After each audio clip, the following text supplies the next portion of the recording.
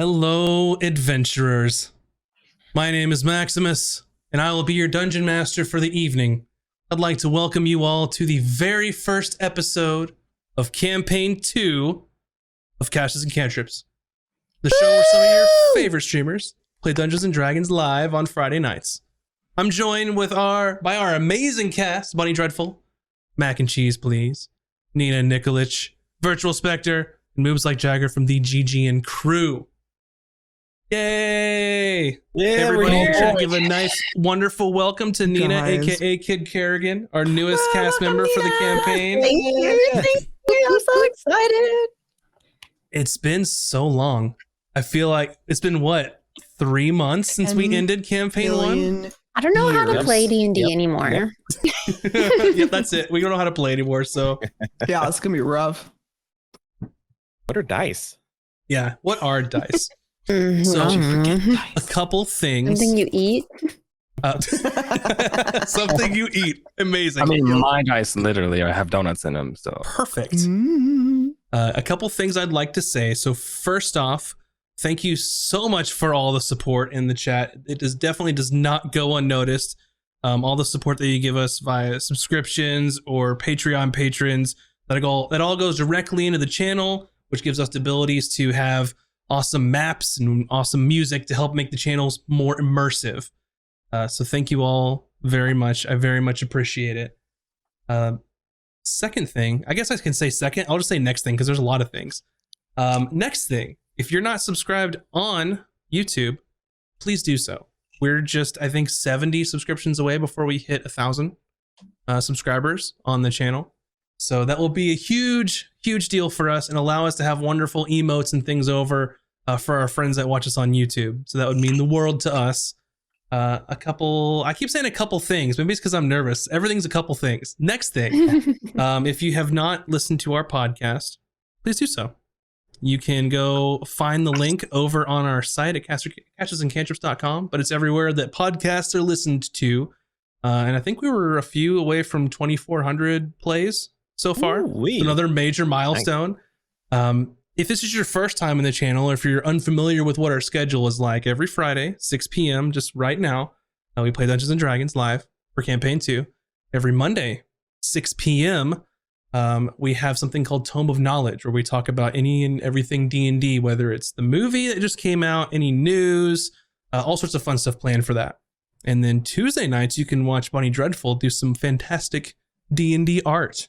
And if you have noticed, we have some brand new art and some brand new scenes that were done by Bunny Dreadful herself. So those portraits look fantastic. Very, very happy. And you worked your ass off for it. So you deserve all the love there. Aside from that, if you want Caches and Cantrips merch, if you want anything that says Sweet Justice on it, you have to get it before the end of this month, because all of the Sweet Justice Campaign 1 merch is going to be gone at the end of the month. So, and it will not come back. Even though Bun says I might, I'm not bringing it back. That's it. Never coming back. So if you want it, you got to get it. And then we're going to shut down the shop for a bit to prepare for Campaign 2 things. So it's there until the end of the month.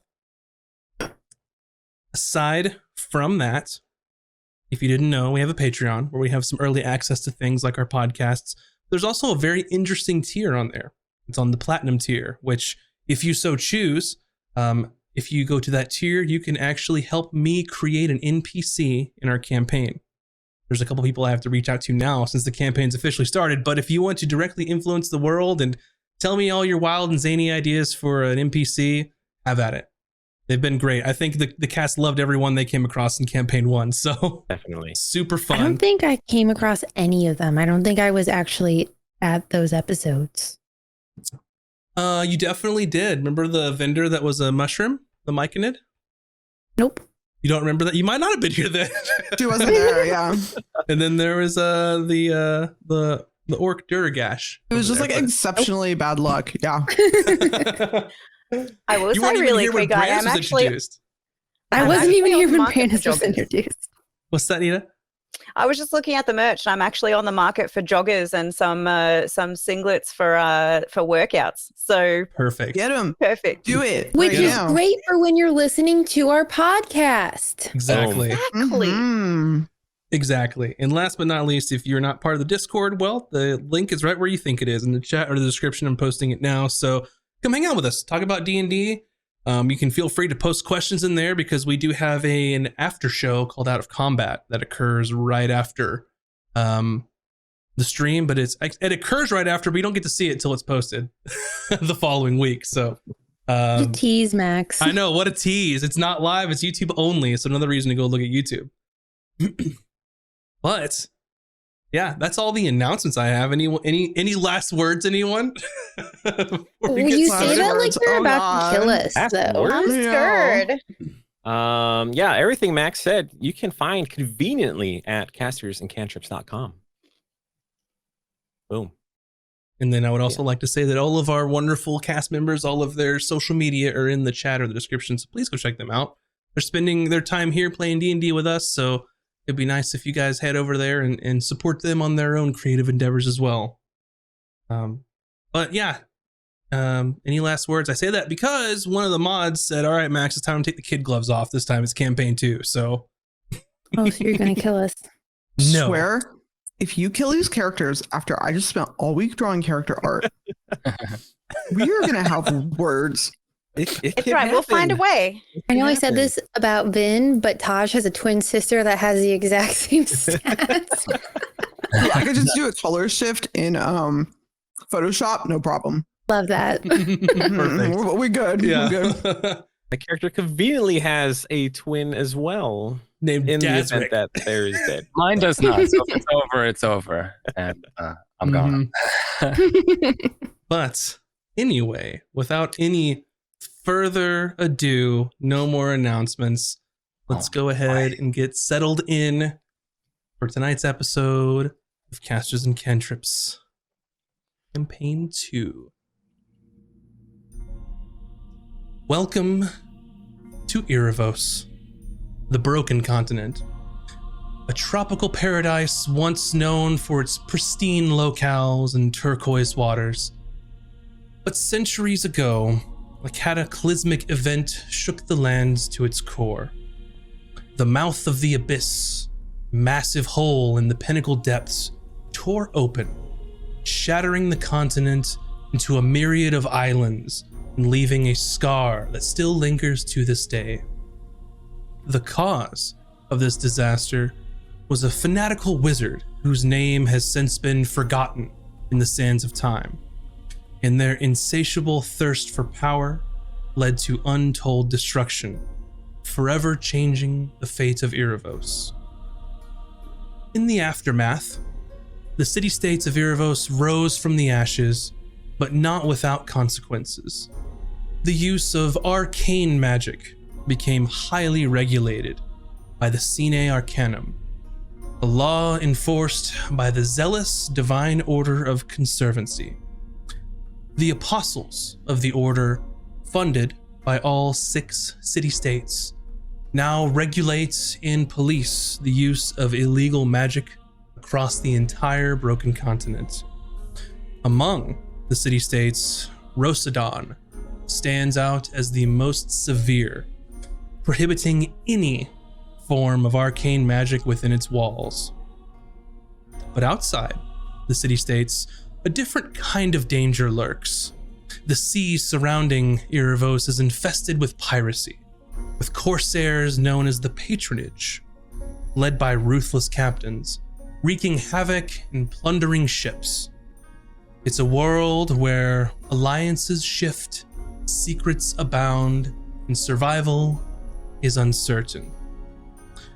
In this volatile setting, our group of unlikely allies find themselves thrown together, all sharing a jail cell deep in the heart of Rosadon.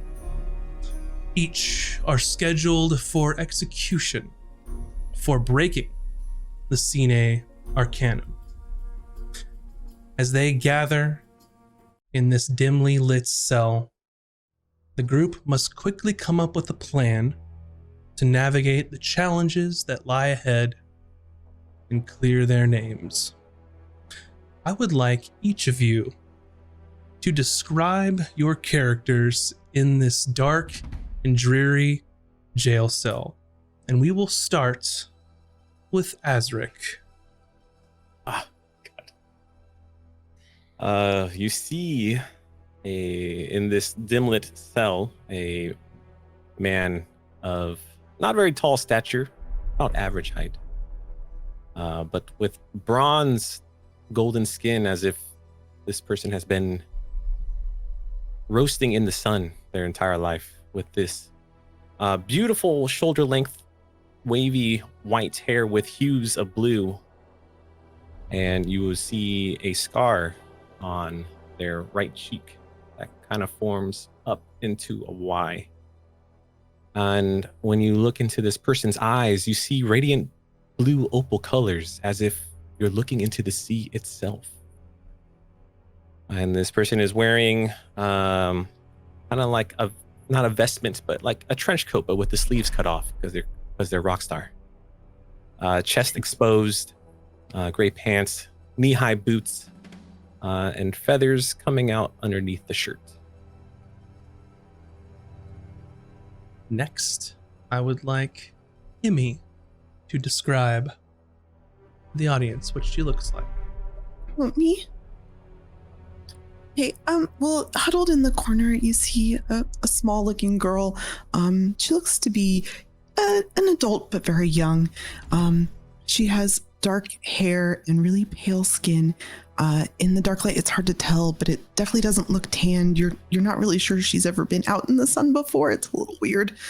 And she's wearing what looks like mismatched clothing that she's sort of used ribbons to kind of make it fit her a little bit better than it maybe originally did, and lots of belts to hold things on. She's got a lot of weird little devices and things strapped to her belt. You're not really sure what's going on. She makes some weird jangly noises when she moves around in the corner.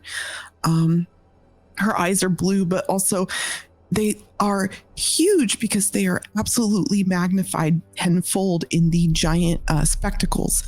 One minute, that she's wearing. So her eyes have sort of this buggy appearance. It's almost all you can see is eyeballs behind the glasses. And you can see her little elvish ears pointing out amongst a massive, tangled, curly, frizzy, the most frizzy hair you've really ever seen on a person. You're not really sure how she managed that. Next, I would like Hayden to describe himself to the rest of the group. Okay. Well, leaning against the bars, kind of casually towards the front of the cell, you see what appears to be a half-elven man, standing 5'11", maybe 6 foot, hard to tell. He's wearing a long, dark grayish-blue overcoat with a hood over his head. He is would be wielding, if he had his equipment with him, a sword in one hand, a saber, and a short sword in the other. He has about knee-high leather boots, leather gloves, sort of red waist belt with a leather belt over top of it with some utility pockets. He has sun-kissed skin, as if he too spends a bit of time out in the sunlight, a bit of scruff, kind of like mine. And if you can see his eyes, he has grayish blue eyes, very strong features, cuts a handsome figure, and yeah, he's just kind of eyeing the outside of the cell, watching as guards pass by and trying to come up with a plan inside his head. Up next, I would like Taj to describe herself to the rest of the group. Taj is like walking up and down like the jail cell, like bars, like flirtatiously, like you know when you stick your hand out of a car window and you're like waving it up and down, you know? So she's like using her fingers to like softly wave like up and down the bars, and she's like kind of just pacing kind of slowly but very flirtatiously. She is dressed in a layered long skirt with leggings and super cute fashionable boots.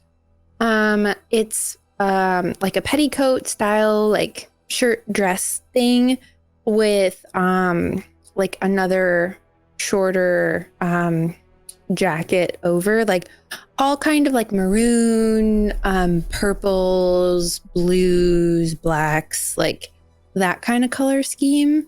And she's just like anyone who looks at her, like she catches eyes in like a winky way. And last but certainly not least, Cooter, please describe yourself to the rest of the group. Right in the middle of the jail cell, you just see this little turtle shell about a foot or two in diameter, just rocking slowly on its back because she's inside there.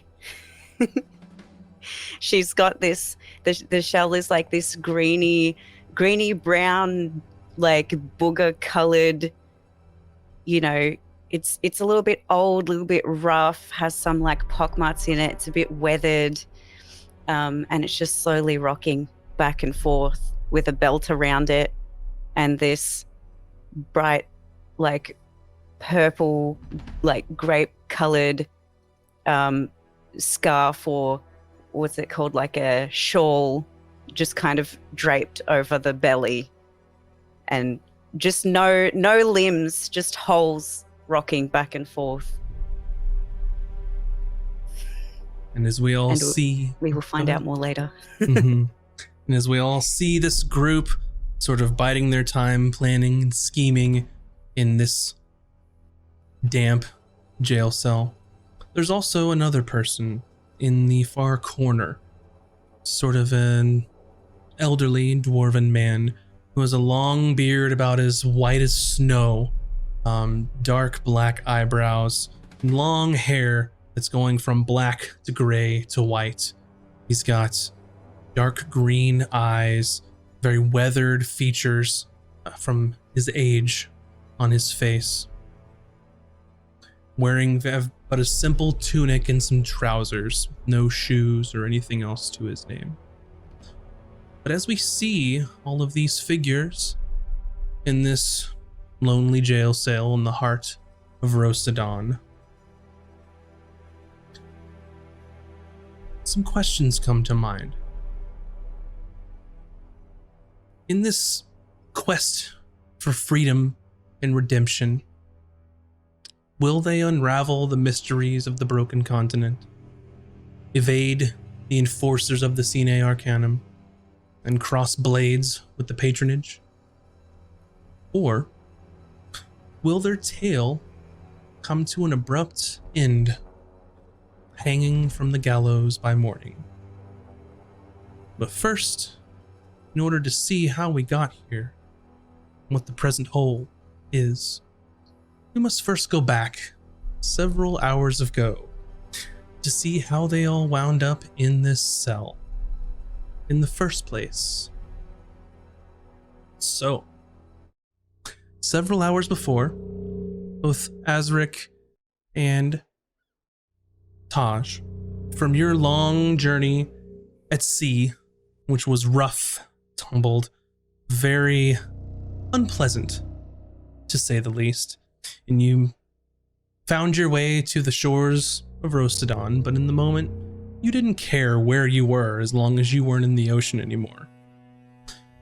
You sustained several injuries from harsh storms of the spring, thirst, dehydration, lack of food. But as you stumbled to shore, you were taken in. Some friendly townsfolk, unaware of your checkered past, found help for you, and you both awaken in a sort of medical facility, you may guess.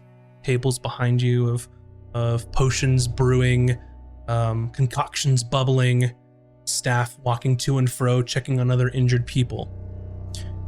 But there's one thing that you both know in your lives, is that while they may help you and get you back on your feet, these are the kind of people that ask questions. And for some people, especially in Rosadon, answers to those questions can make you wind up dead. What do you do?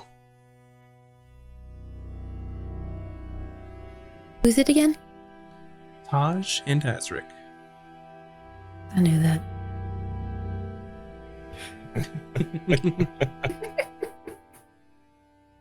I was taking notes. So here you are, both a little worse for wear, but healed up for We the see most each other, part. right?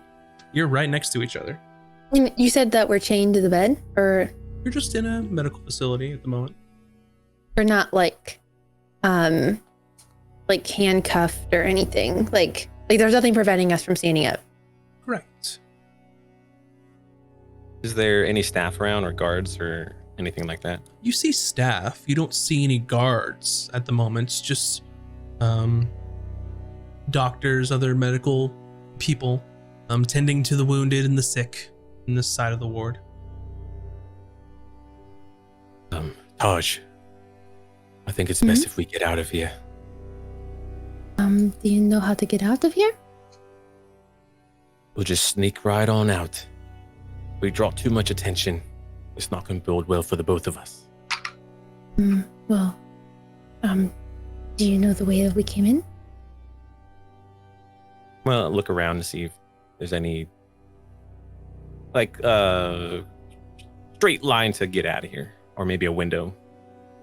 From where you are, you can see that you are at least a couple floors up. There is a window you can see outside in sort of the very advanced looking city. You've never really seen technology like this before, but it appears that this entire humongous city is just a marvel of engineering itself. The problem is that none of your belongings are with you. Oh. I'm gonna look in cabinets or maybe a chest, maybe something that would look like they would store people's equipment or items, clothing. Sure. Are you trying to do this silently, or do you care if anyone hears you? Silently. All right, give me a stealth roll. First roll of the campaign, make it good. Oh boy, here we go. That would be a 4. A 4. So, as you're looking through cabinets in this particular room, you can see that as you're rifling through some sort of thin drawer cabinets, you just see medical equipment.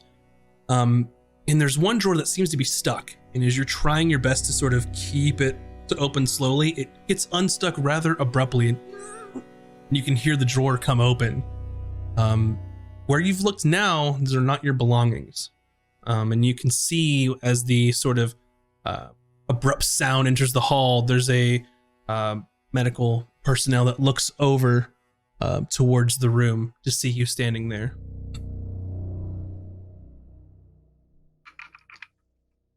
Gonna immediately turn around and place my elbow against the wall and be like, "Hey, how are you doing?"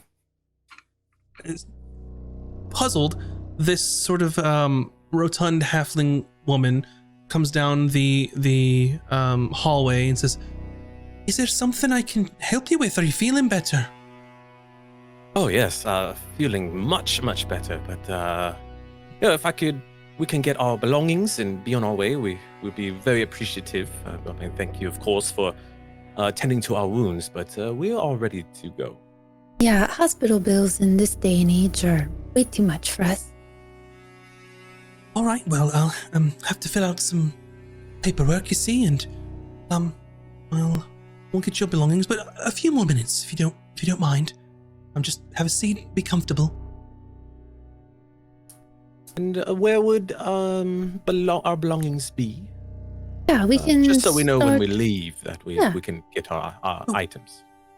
Of course, when I come back, I'll have the paperwork for you to sign, and then I'll go to the supply closet. And she just points at a room across the hallway, about 2 doors down. Get all your belongings, and that'll be that.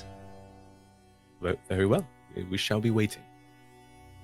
And she just sort of nods and closes the drawer that you opened that was stuck.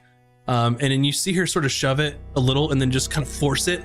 Like she knows there's a trick to it to get the drawer to open and close. And then she turns around and goes back towards a large sort of desk reception type area where she's sits down and starts looking for some things. And she's in this room at a desk. Down the hallway. All right, well, if we got to go, we have to go now, Taj. Otherwise, I hate paperwork. Yeah, let's go. Let's do it. Yeah, keep my head out the door, look down the hallway to see if she's paying attention or not. She's not currently. Hey, quickly, and we'll try to tippy-toe to the supply closet. Mm-hmm. Both of you make a stealth roll. Oh boy. I'm gonna use my new liquid core dice. Yeah. Fuck. 17. Dice jail. 2. All right, so Azric, use yours.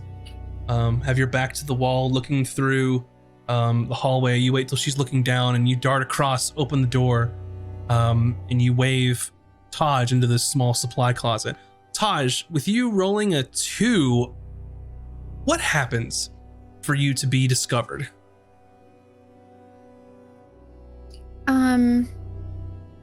I am. So we're in the hallway, and she discovers me. Yes, she at least hears you. Does she like do we lock eyes? Does she see me? Mhm. Yes. Where's the bathroom? So you sort of trip into the hallway, and she looks up. She goes, "It's the other direction, but you're almost out of here. Just hold on, just a minute." I really need to go, if you know what I mean. All right. Well, and she sort of points. It's 2 doors further away from where you are. Off you go then. And I actually do like tiptoe and go to the bathroom. And then I like look back at Azric and I wink. Yep. So you make it to the bathroom, and she's sort of just keeping an eye on you. Azric, easy enough. You can find both of your bags, your belongings, everything that you had with you are just here in this supply closet. Like they were dumped there. Easy enough to find. All right, I'll gather both our belongings and get geared up, and then I think I'll wait for Taj to return. Okay. So about the similar amount of time as you gathering all the supplies, getting kitted out, and getting Taj's things ready to go. Taj, it's up to you of whenever you're going to leave the restroom here. But as you do leave and you look, you see the attendant is now talking to someone. And as you're peeking your head out the door, you can't see quite yet who they're talking to. I cast invisibility on myself and then walk right out of the bathroom and go to Azric. And I have a question for you. How are you casting this spell? Are you using anything in particular to keep your voice from being heard in the casting, or are you just casting the spell in the restroom? I have subtle spell. Mm-hmm. Fancy. So I cast it subtly. Very well. Mark off your usage of subtle spell. You were able to cast invisibility on yourself without anyone the wiser, as you were by yourself in the room. And as you make your way back towards Azric, you can see that the attendant is speaking directly to what looks to be a town guard. Sort of azure blue uniform, brass adornments, and a matching sort of azure blue helmet on top. When she's discussing and looking down the hallway to see if anyone's looking and is pointing down the direction that you went. I just walk right past them, and since Azric and I have been like longtime friends and been in situations together, he would know that when I like poke his side in like a flirtatious way, that it's me invisible. Perfect. So you don't get quite up to the desk, you go to the supply closet before, and then you give Azric a little poke in his side as he's gathering belongings. Correct. Oh, Hush, I told you many times not to tickle me like that. Shh. There's a guard over there. Oh. I have your belongings. I think if I put them on, they also become invisible, right? I'll say yeah, that makes sense right now. Okay. To me, anyway. Yeah, I'll take everything and put it on. All right, well, let's get out of here, yeah? And Azric will also use Subtle Spell and cast Invisibility. Amazing. Let's go. Amazing. So you use your Subtle Spell and cast Invisibility. And both of you seemingly disappear from sight, from anywhere. And as you prepare to leave the supply closet for your journey elsewhere, you can hear the footsteps of someone walking by towards the direction that you came from, where your beds were in this medical ward.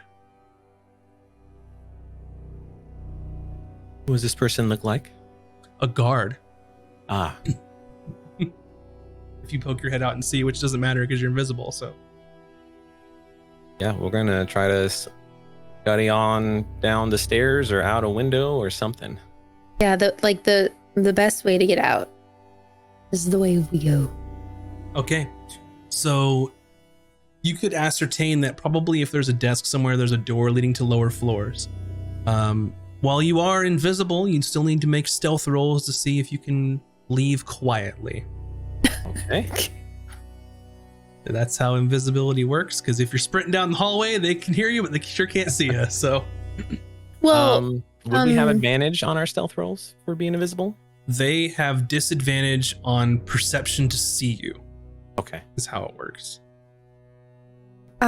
well, and we wouldn't be sprinting, would we?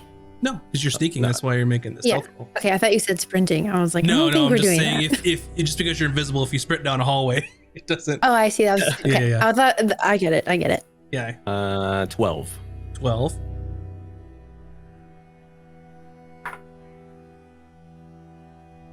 $17. 17. Alrighty. You both sort of sneak out of the medical ward without any issue. No one detects your presence as you're sort of being quiet, going through. You find a set of stairs to work your way downward. And as you're sort of getting down to what you think may be the ground floor here, you hear shouting upstairs. Muffled shouting. At this level, you're not sure what words are being said. But as you're sort of quietly making your way out, you hear more shouting. You see a pair of guards running from the bottom floor up to the floor that you were just at. Sort of in response to this yelling and shouting. Time to go. That's our cue to go. Let's hurry. Mm. We're gonna try to And just get out of here while the guards are distracted. All right. Mhm. Very well. So you make your way out of this sort of medical ward here. And you hear alarm bells starting to ring in guard stations around this ward. Maybe due to the sudden disappearance of some patients.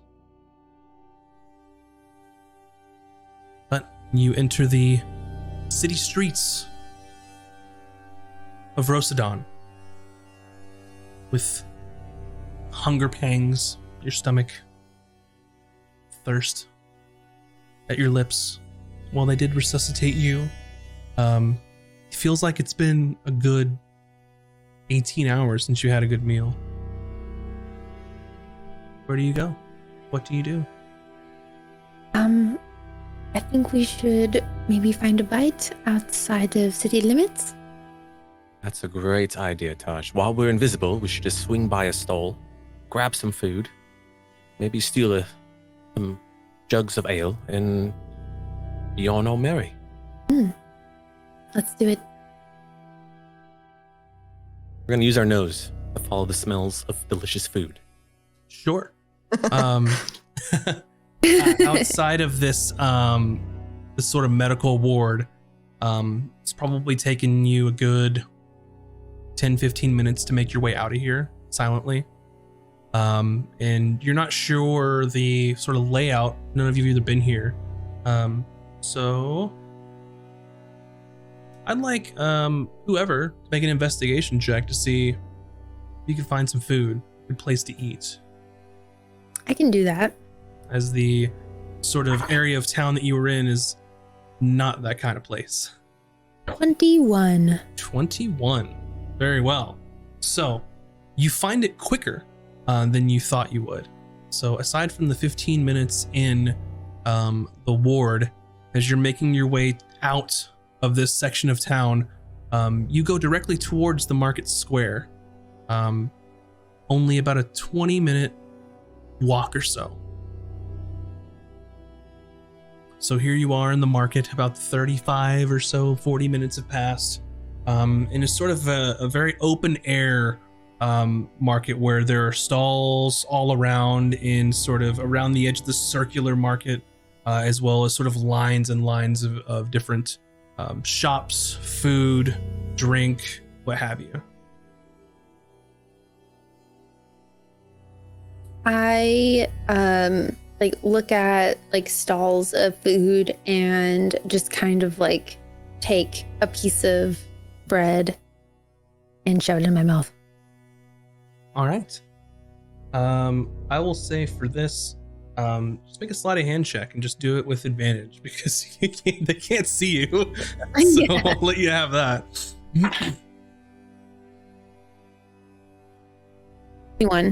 21. You swipe a piece of bread and take it, and it's delicious, freshly baked bread.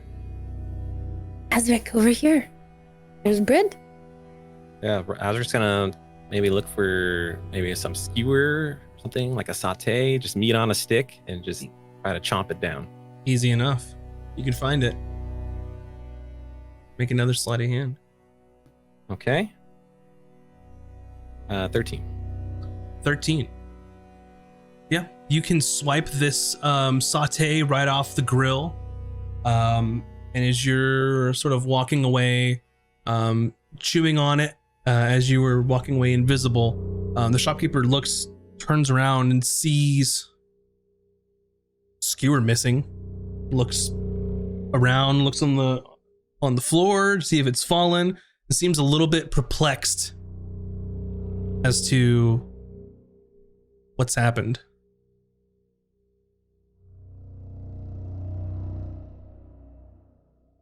All right. So and then I'm just going to look for a drink, and then I'm going to yell for Taj, like, Taj, let's get out of here. As I'm you said it was kind of like an open eating, so as I'm walking by tables where other people are eating outside or whatever, I grab someone's egel, chug it down, put it and put the cup down, and then kind of just wistfully walk over to Azric, like obviously so invisible, but Mhm. kind of Which- like the vibes of shoot, that movie with the witches and they're old, but then they're not old. What's that movie called? Oh, are you thinking of Hocus Pocus. Hocus Pocus with Yeah, like the blonde girl. Yes. Are you Sarah Jessica Parker right now? Honestly, yes. I was going to Okay, say so- Beth becomes her, but so you said you've grabbed someone's drink. Is it from their hand or It's on the table. on the table? You grab the drink and you drink it and slam it back down, and someone's full cup is now empty in front of them. Is like, oh, the fuck, who drank my drink? And he looks at someone standing beside the table, and you see him shove him. Hey, what the hell? What's interesting about this is you're both invisible. You can't see each other to find each other, so you have to communicate, or like you said, yell, "Let's get out of here." But you can eventually find each other. I would find a landmark and yell for Taj to meet me there. All right. So as you've found your food and drink, you've meandered through this crowded open air market. You find this landmark, and about an hour or so has passed, a few more minutes maybe. You find an easy landmark there in the middle of a tall sort of bronze statue. And this statue is of a gnomish man with sort of long facial hair and friendly mutton chops fashion, with a tuft of hair out of the chin, sort of a comb over hair, long sort of pointed ears, wearing these sort of like resplendent robes with etchings, rings on his fingers, and a small pair of spectacles on his nose. And you can see the inscription that says Arbiter Scipio underneath it. Arbiter Scipio, interpreter of the Codex.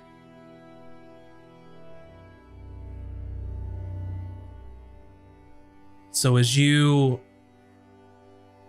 find each other at this landmark, your invisibility wears off.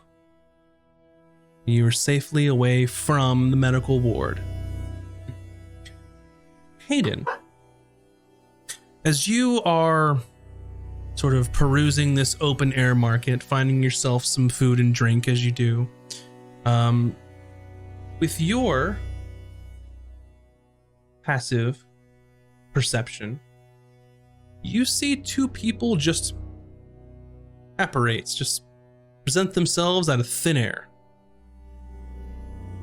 in the middle of the square. You can also see some guards making their way through the crowd as there has been a fight broken out over some squabble about ale or drink. Someone's stolen it. Someone's pointing at this person and shouting thief, that they stole their meat from their stand there. And things are getting a little wild in this marketplace at the moment. Even with all that noise going on, he's just having just seen the two appear out of the corner of his eye. His focus is on them too, but he's not making it obvious that he's staring at them. He's kind of at a vendor stall and making it look like he peruses the merchandise while keeping a side-eye glance on them too. And I'm just kind of eyeing them up and down, trying to get a measure of who they might be. Very well.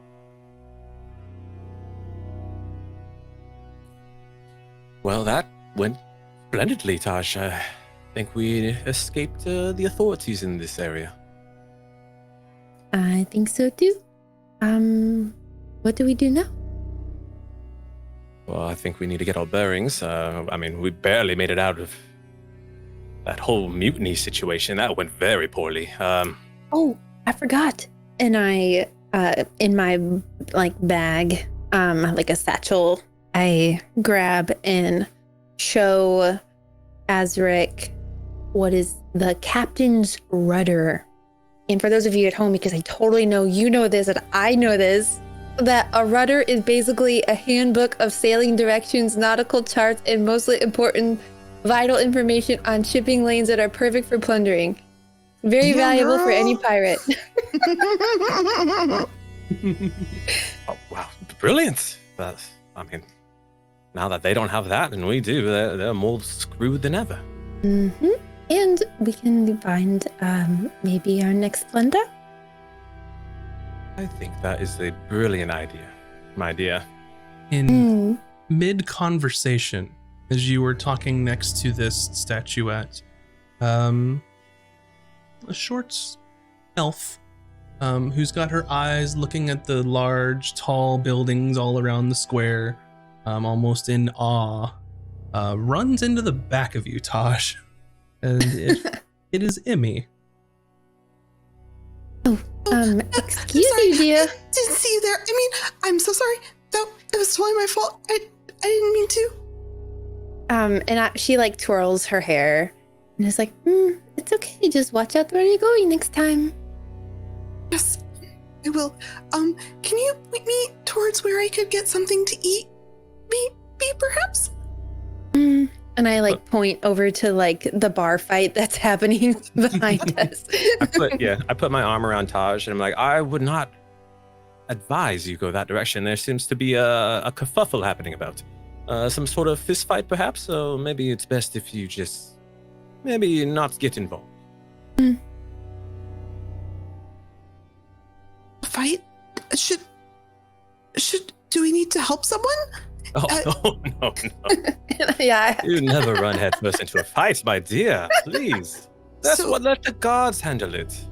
We just we're just stand here and do Well, and do Taj nothing. and I are standing here. You can do as you please. My pointy-eared friend. Sorry. Well, do you know anywhere else I could get something to eat? I mean, maybe the closest stall here to the left, where the excitement isn't happening. Yes. He kind of like blinks through her glasses and like looks around, like looking for food. Actually, do you know where we are? We're new here. We don't have the lay of the land. Oh, you're asking me? Yes, my name is Azric, by the way. This is my friend Taj. We just arrived, and we're trying to discover where to go next, and just the general knowledge. If you so inclined to have that information, I'd be so appreciative. And I like Way. bow and put my hand out as if like I'm like shaking hers.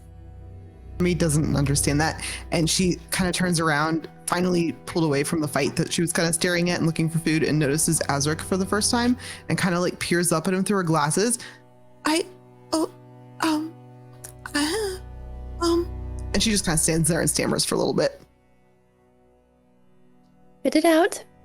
Oh, you're right. We're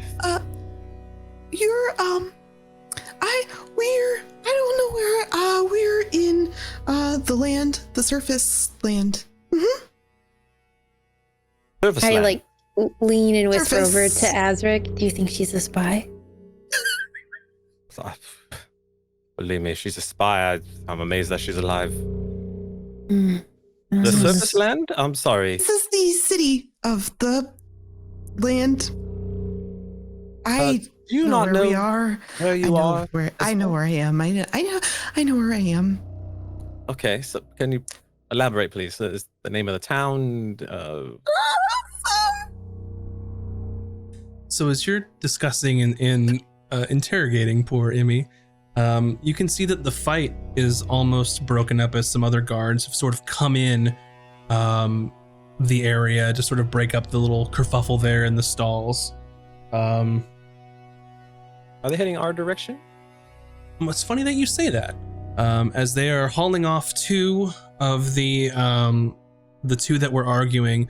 There's about 5 guards, one holding one each person involved in the fight. There are 3 others that are escorting them, and in classic DM fashion, one of them rolled a natural 20 on his perception as they're walking by, and you see that they're walking through the middle of the square, heading towards a different direction where you came from, out of the marketplace here, and you can see that this guard is sort of a young man, sort of in his prime. He's a short blonde hair, light blue eyes, clean shaven, with the little short sideburns. And as he's walking by behind those that are being sort of led along, he locks eyes with you, Azric, as he's walking by, and he gives it the classic side eye.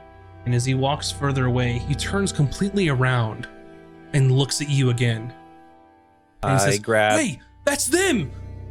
That's them from the medical ward!" And you see 2 more guards spin around on their heels. Pleasure to meet you. We need to leave. I grab Taj and Emmy's hand, and I just book it. I'm like, pull them to the opposite direction. Yeah, I run with them. I don't know what's happening. I just know I don't know what surface people do. I run with them. Yes. Surface Can use her, people? Taj. Can use her. Just maybe as a scapegoat. Let's go. Ooh, I like it. Okay. Let's escape. So, okay. So Yes, you come all along. Run. run through the square. They pass by you, Hayden, and you can see that there more guards are being alerted of their presence here in this square. What would you like to do? So I noticed as they begin to look like it's time for them to get out of here, and I just, as they run by, I watch them as they go and kind of get an idea of which direction they might be headed, and I go ahead and climb on the nearest building. I assume maybe like a 1-story or 2-story building. Easy enough. And I intend to pursue them from the rooftops. All right. Imi, Azric, and Taj. You are being chased by the guards of Rosadon. We're going to have a skill challenge. Sorry. I didn't All I right. love a skill challenge. So, Skill what I would like challenge. for you all to do is anything descriptive that you would use to perhaps get away from these guards, any skill that you'd like to use, any spell that you'd like to cast, or any sort of ability you'd like to use, let me know. And we can roll for it if it makes sense. You need 6 successes, and you will fail if you reach 4 failures. Okay. Azric, start with you. As we're running, I'm going to use Mage Hand All right. to spill some kind of liquid contents that's slippery, or maybe a tar or anything like that, or oil. Okay. With Mage Hand, that was going to, I'll count that as an automatic success. You are casting a spell. Correct. They absolutely are certain that you are a spellcaster at the moment. However, you do trip up one of the guards as he slips into this sort of large pool of wine that you've spilled into the streets. As he's the first one by and slips on his face as the others sort of hop over and go around him. So you do have 1 success here.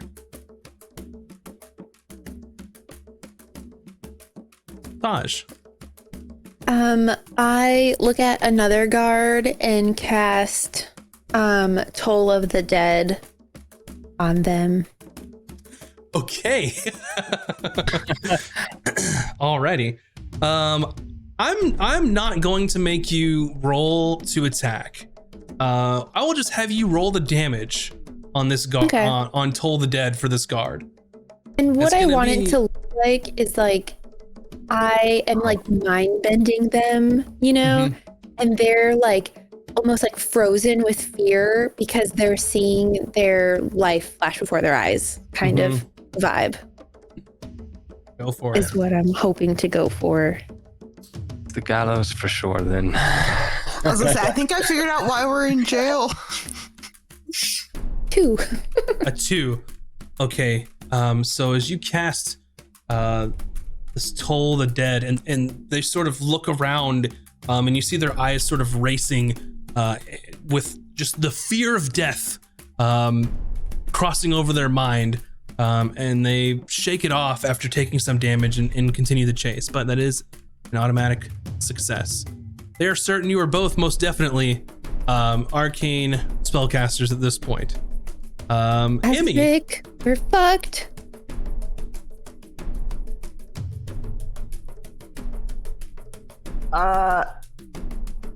Did I see the person get deaded?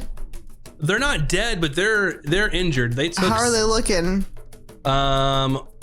They look lightly injured. Okay. Emmy's going to cast Panic. I thought you were gonna say cast healed. I was about to be like this bitch. So you're going to I cast Panic. So, go ahead. I fail. Yeah, describe how I don't Emmy know why panics in we're this running. situation. I don't know who these people are, and she just attacks someone for no reason. Emmy, what? What? You can cast magic. You can cast. What? Why'd you do that? Oh my god, I think he's hurt. Are we the bad guys? And then I'm just gonna start crying. And as you look back and see the horror in your eyes and tears falling down your face that you're in some deep shit now, as you turn back around, you don't notice the stall that's in your way, and you barrel through this stall and into the patron that was looking into some sort of bits and tinkering bobs and stuff. Cooter, what happens when Emmy barrels into you from this chase? Looking into some stuff and just she basically just like topples over and pops back into her shell, and you just hear this whoa, oh my goodness, oh my goodness, oh. I think I killed someone. Their head's gone. Emmy, do you try and help her up? Yes. Okay, you reach your hand out to Cooter, and do you accept? Do you get up or allow her to help you up? Yeah, she just kind of slowly, like one arm pops out of the shell and her little beady black eyes kind of pop out of the shell, and one kind of appendage at a time while she's trying to get her bearings. And she pulls her glasses out of her shell too, and oh dear, are you all right, love? Are you? I didn't know they had tortoises that big that could walk on land. She's like looking all the way up at Emmy, like, well, there aren't many of us, love, but there are a couple. Are you okay? Are you okay? Oh, love, I'm perfectly fine. Perfectly. Are you all right? No. You look a little bit panicked there, dear. I think I have to run now. I don't know what's happening. Okay, bye. Oh, but are you sure? And she just like stares off at Emmy, like bolting away. Before Emmy bolts, you see the guards turn the corner and they see Emmy talking to Cooter. And you see the guards say, "There's more of them. There's at least 4 now." Cooter, you see some very angry guards with weapons drawn, pointing at you and Emmy and 2 people that just ran by you. And she's just looking around like, excuse me, sir, what?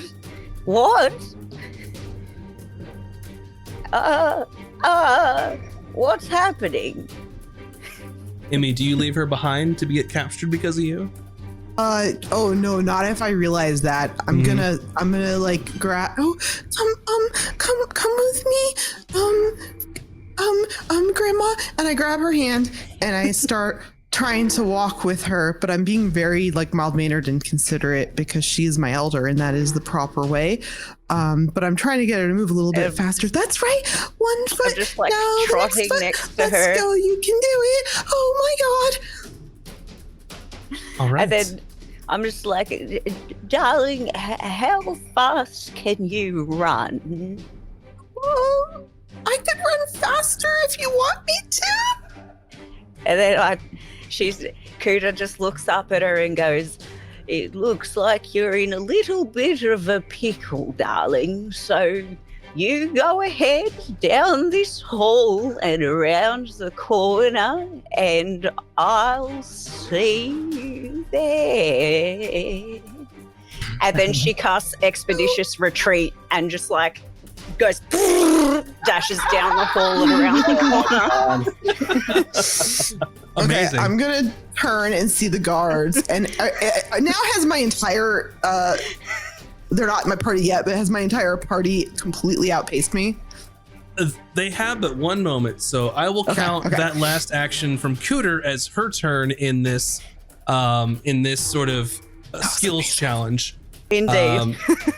And we'll grant her a success for casting Expeditious Retreat and just getting the hell out of here. Hayden, you see all of this transpire from the rooftop as you're keeping pace. Anything you like to do? Or would you stay out of it? Yeah. I noticing that the guards have caught up because of the crash and tumble into each other and the conversation. I'm gonna look ahead and maybe I see that there's a roof being worked on and there's some sort of crane or pulley device hauling up lumber towards the roof. I would like to see if this is a thing that exists right now, if I could, going by, cut the rope so that the lumber would drop down the street between the guard and the folks running away in order to try and at least halt the guard or slow them down so they have to climb over it. Absolutely. In order to help them escape a little faster, and then I'm going to keep running along. Absolutely. What skill do you think corresponds with that? I'm going to say sleight of hand unless you have a better idea. You know, or maybe athletics.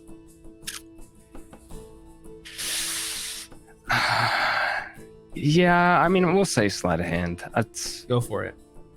Because I'm going to be trying to attempt it as I'm running by. Mm-hmm. So, let's see.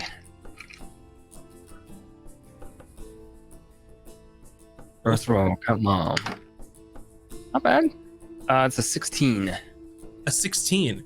As you're running by, you quickly sort of cut these ropes, and the roof starts to fall underneath you, but you are able to sort of hop off to the next roof as sort of scaffolding and construction sort of just falls into the street, taking a couple of the guards out.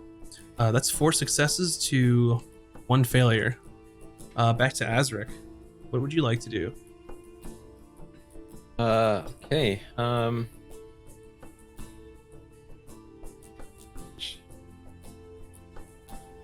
going to grab 10 silver pieces and throw them in the air and scream out, "Free money!" and trying to get people to like run towards the middle to kind of form a blockade. Okay. I'm going to say it's a performance check. Okay. Give me a performance roll. 11. 11. Okay. That will be the second failure. You throw your 10 silver into the street, and people start looking and like going to grab it. Kind of like, you know, when people are throwing candy off of a parade float, you know, the kids are waiting to go grab it. And you can see a group of guards come by, and just as one person goes towards the street, you see a guard almost like stiff arm him and push him down to the side of the street. He goes, "Everyone out of the street, out of the way!" And then 4 more guards run behind him. Taj.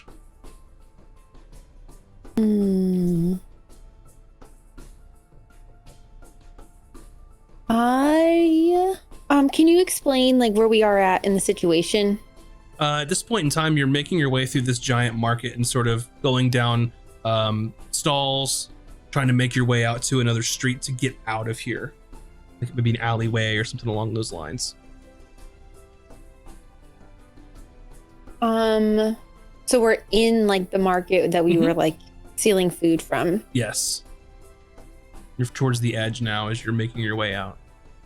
I push over like an entire like bin of like potatoes. Okay. So they kind of like tumble down and like think of like people stepping on marbles and banana peels, like kind of interaction. Yeah, maybe an athletics check to see if you can just shove it over. Shit.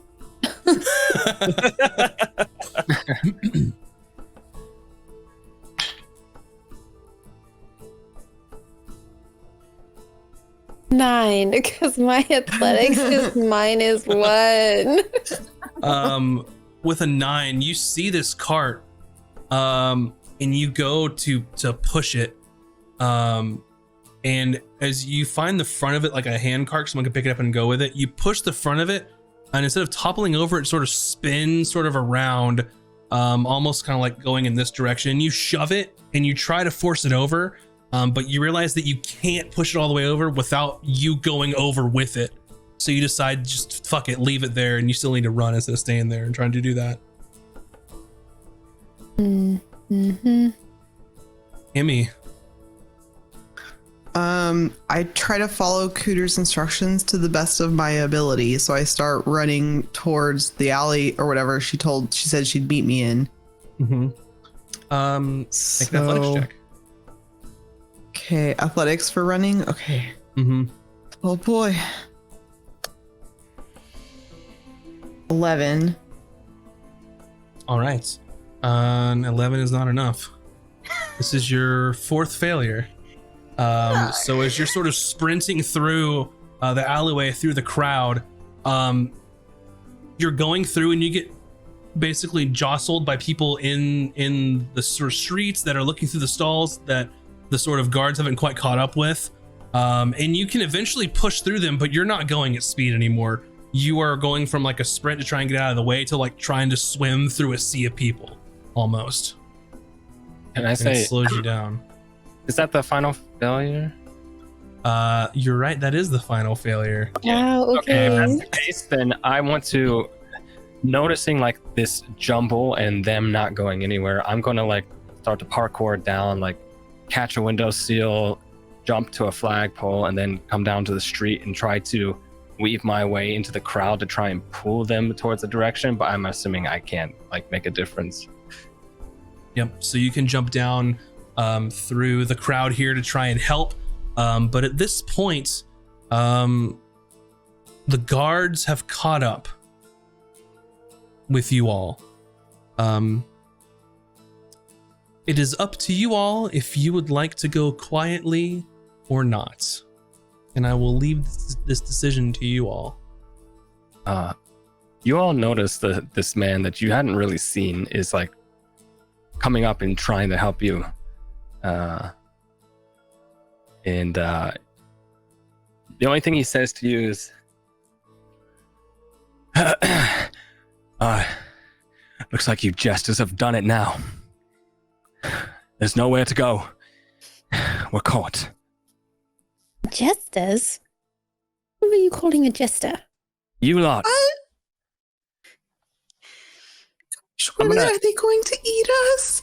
I'm going to turn my attention to the guards closing in and kind of put my hands up and be like, easy, gents. Easy, gents. This is all a misunderstanding, okay?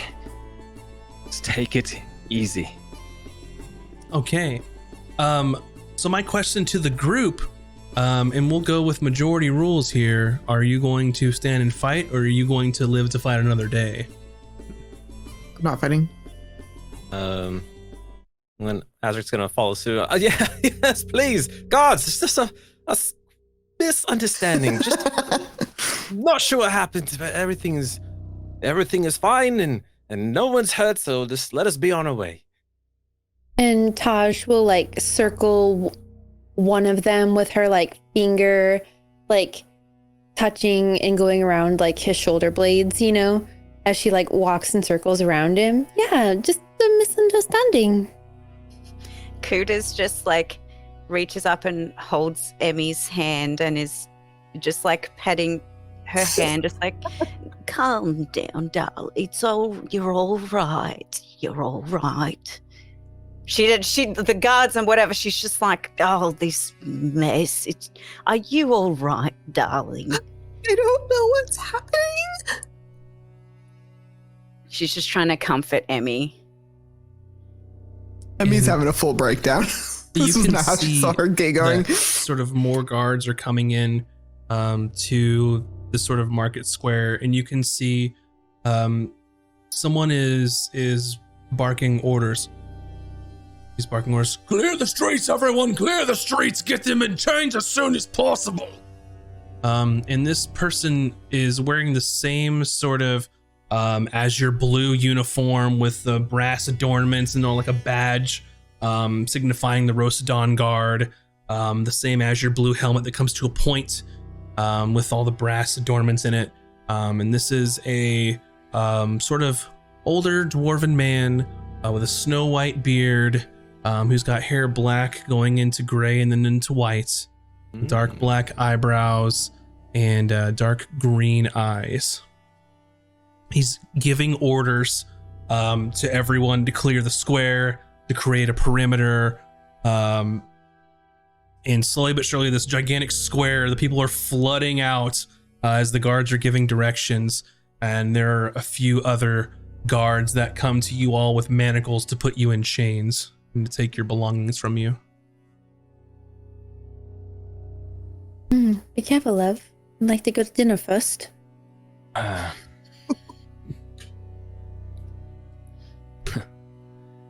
Yes, it's all right. We are surrendering. Please, just don't kill us, please. I'd like to live. And Kuda's just like, sir, please, you wouldn't manhandle an elderly lady. Do I look like I have any weapons on my person, sir? And they kind of look a little sympathetic. It's all right, madam. It's just formality, and grabs your bag, and opens it and sees a crossbow inside of it. And sort of gives you a look as he sees the crossbow in your bag. Oh, come now. It's merely a trinket, sir.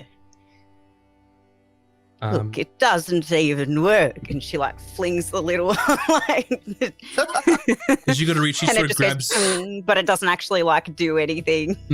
He grabs your wrist and then puts you in the chains like everyone else.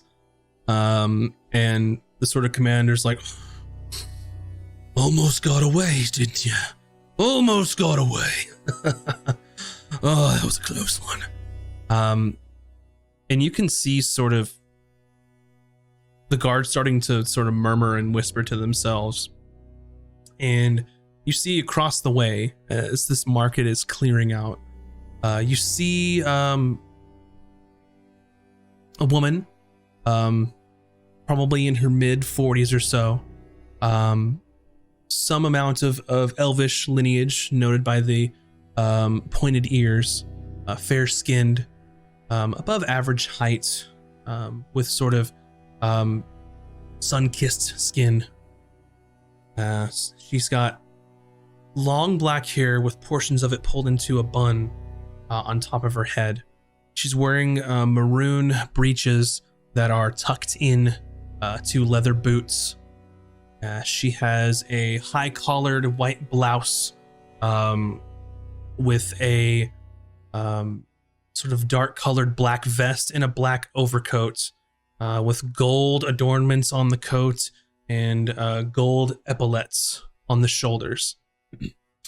And you can see around her neck in plain view is a golden medallion that sits on her chest. What color are her eyes, though? Her eyes are a dark brown. Do we like recognize this medallion? Is it like meaningful? I'd like you all to make a history check for me.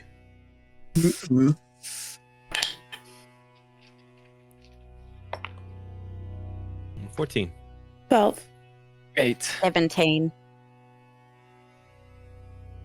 So the 8, Hayden, you're not really sure. It just looks like some bling. Maybe it's important. You assume it's important because the lady looks important, but maybe not. You're not entirely sure. The rest of you, easy enough. This is a medallion that signifies someone's allegiance to the Divine Order of Conservancy. They are known as apostles in their own order. Most people just call them hunters, as one of their main objectives is to hunt magic users who either are not registered in the area that they are in, or in this case in Rosadon are there illegally in the first place. It is polished gold with engravements and embossments. There's a central sort of symbol of sort of a closed lock that symbolizes the apostles' role in locking away the dangerous powers of the abyss and preventing its access to the world, as well as circular inscriptions around it that read the Divine Order of Conservancy. And there are also symbols with a sword and a shield on hers as well that symbolizes her role as an enforcer of the Sine Arcanum and defending against illegal arcane magic. There's also a stylized eye in the upper right corner as well. You all can recognize this, and I believe it was Cooter, you had a 17. This just isn't any hunter. This specifically is Apostle Amelie Fairlight, who is renowned for being both efficient and ruthless in her judgments. So your initial inclination is that you are in deep shit at the moment, to put it lightly. But I can't voice any of these concerns because we're all kind of in a chained up bundle with a bunch of guards. You can say whatever information you'd like. You're just there in handcuffs. Do I know of Amelie specifically? She's renowned. I would know of her. She's from very famous. So think of there are a couple arms of the Divine Order of Conservancy. They have two main charges. One charge is the giant hole in the sea, which is called the Mouth of the Abyss. They let nothing in there and nothing out if in case something were to happen. The other arm are those that are what are normally known as hunters, in that they're the ones that seek out these illegal magic users. So think of her almost like a famous like detective or inquisitor type persona. Does she have like a title, like other than her name, like commander or captain or? They are all known as apostle. Apostle. And what was her name again? Amelie Fairlight. Amelie Fairlight. So Kuta just kind of like, she's just sitting there with her chains on, chilling with everyone else, and she kind of, her glasses were like half hanging off her face in the kerfuffle, and she's just like, "Oh, good day, Apostle. Would you mind helping out a sweet old bird with her glasses, love?" And she sort of just stares at you and sort of looks taken aback at the audacity of you even speaking to her. And she sort of looks down upon you, both quite literally, but also very figuratively, as she thinks and knows that she's better than you. First off, I did not say you could speak, heretic. Keep your mouth closed, or I will do it for you.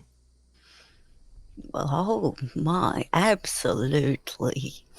And then she just like pops her head a little bit down into her shell, just And she sort no of more chatter from me. She steps over to the commander, sort of her hands behind her back, clasped, sort of taking in the whole situation. And the commander sort of immediately says, Apostle, we've caught those that are believed to be breaking the Sine Arcanum, and they weren't going to get away from us. And she looks at the commander of the guard who was giving the orders. And she just says, Commander Bedell. They did get away from you though, didn't they? Because I know they were in the medical ward, and they escaped right under your nose. Now, we can't let this sort of incompetence reign free in the city-states, especially Rosadon, now can we? No, of course, madam. I will make sure that the guards are properly disciplined and retrained on the abilities of seeking out such arcane heretics. Oh, I'm sure you will. I'm sure someone will, at least.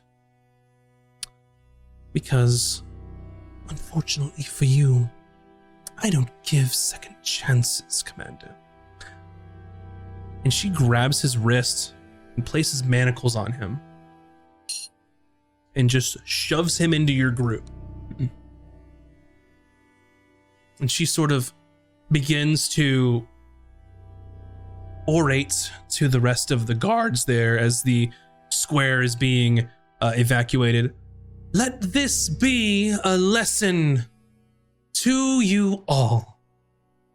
The divine order of the Conservancy does not tolerate failure.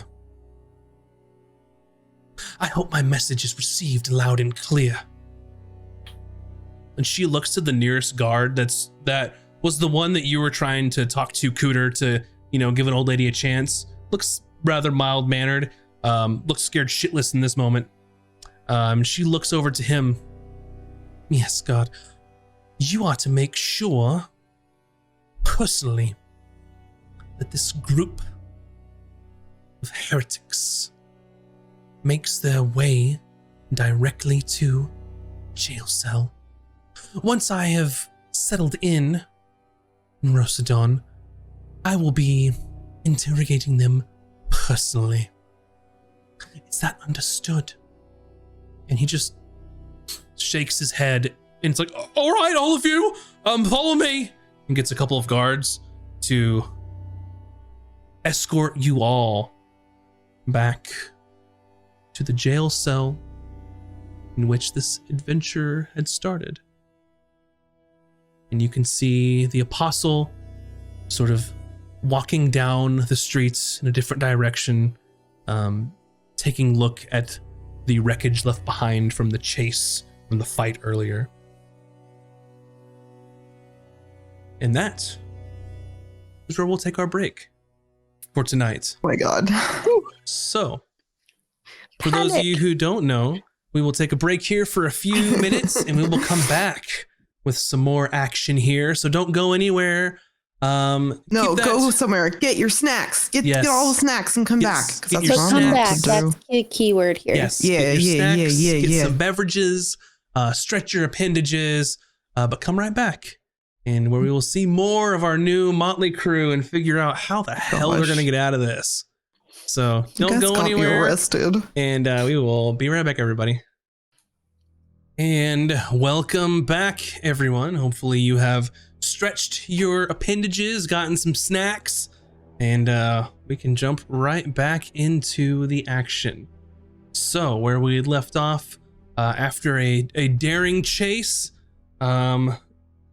unfortunately being caught by the guards and some other people getting caught up in your shenanigans. You all are captured and you are all in the cell that was described at the beginning of this session. You can see Commander Adele in the cell with you, stripped of his armor, his adornments, his weaponry, everything that signified him of being a commander of the guard. As he's just sort of him. wearing a ratty tunic and some trousers. As What he's was sort his of name? Commander Bedell. Bedell. As he's sitting in the corner of the cell, just sort of head in his hands.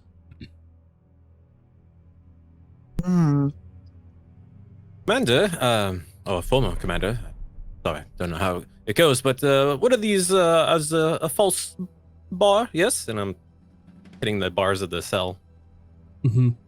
And he just looks up, and you can see like just his eyes are like just full of tears, but he's trying to hold it together. This man's life is pretty much over. And just says, I want nothing to do with you. It's your fault that I'm in this mess. Just puts his head back down. Well, my stout fellow, this is when one door closes, another one opens, like this door cell that you're going to help us with. You can swallow in your misery, or you can get on with your life and help us get out of here. And sort of looks at you all. I don't know what you expect me to do. I have nothing. I have nothing left. We're all as good as dead. So piss off. Now. Okay. Let's keep cooler heads. I take it you know several of the guards here, Commander. I do. Okay. And would these men still be loyal to you, even stripped of your rank? I highly doubt it because of the apostle here. Anyone who helps me will be branded a heretic and executed. Surely they must be close to you in some way. Listen, I don't know what they got planned for you, but we all have a date with the gallows. I hope you're spared that fate, but it's not certain. So we should all do what we can. Actually, Get the fuck out of here. I'm really confused. Why are we heretics? You have no idea where you are. No. Taj and I arrived by shore and woke up inside the medical facility, and we have absolutely no idea where we are. Mm-hmm. Is it a crime to be this good looking? I think not. Same. No, you picked the worst place to cast your magic. They don't take kindly to that here. What? We're surrounded by bigots. Yes, in a sense. Okay, so are you alluding that magic is illegal in this shit town? On the whole of this land. The whole land? Rosendrum, yes. You all are keenly aware of the laws of the Sine Arcanum, where every city-state has agreed to this set of rules, where if you are a magical user of the arcane variety, that you have to be registered, and you have a specific job that you can perform. And if you perform magic outside of those duties, then it could be varying different penalties for this. Rosadon is an exception to the Sine Arcanum in that they are more strict. Where other city-states, you have to be registered. In Rosadon, no arcane magic users are allowed whatsoever. Even if you're registered somewhere else, they say thank you, but no thank you, you can't come in. And casting arcane spells within these walls is a heinous offense. On that matter, a matter of business that I forgot to do before our break. Emmy, please take an inspiration for using your turn in the skill challenge to panic and do nothing and auto fail. Thank you. We're gonna need that.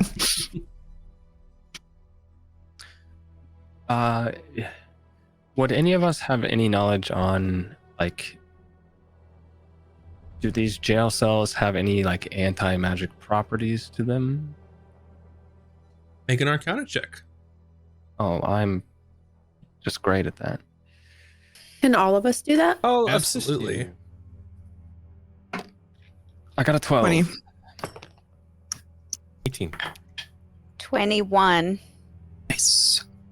16.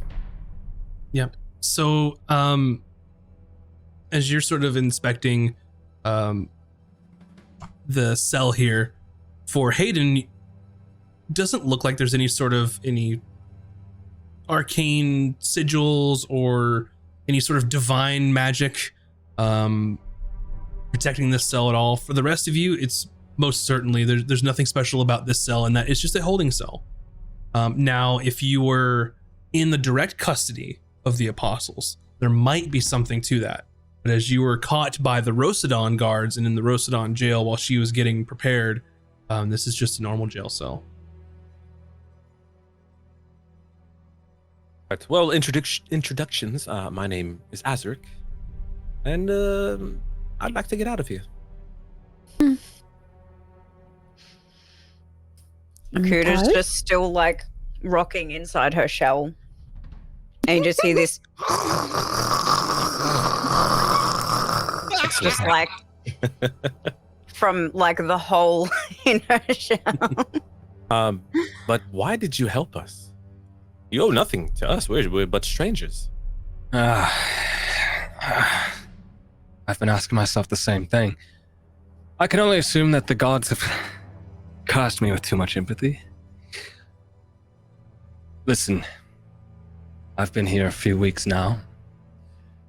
I'm a sailor by trade, but my last voyage ended. So I was passing the time here until the next time we go out. But clearly recognize that you two were not from this place. And you also appeared out of thin air. Yeah. We do that sometimes. Yes. So I immediately clocked you for what you were. So you intrigued me. And I thought maybe it would be fun to see what happens. And I surely didn't want you to get caught by the guard because that would mean certain death. But here we are. Well, Certain death? yes, my dear Emmy, like we are whimpers going from the to corner. die, apparently. Wait. For being so-called heretics because we cast a little bit of magic. They're not going to kill all of us, just you two, right? Yes.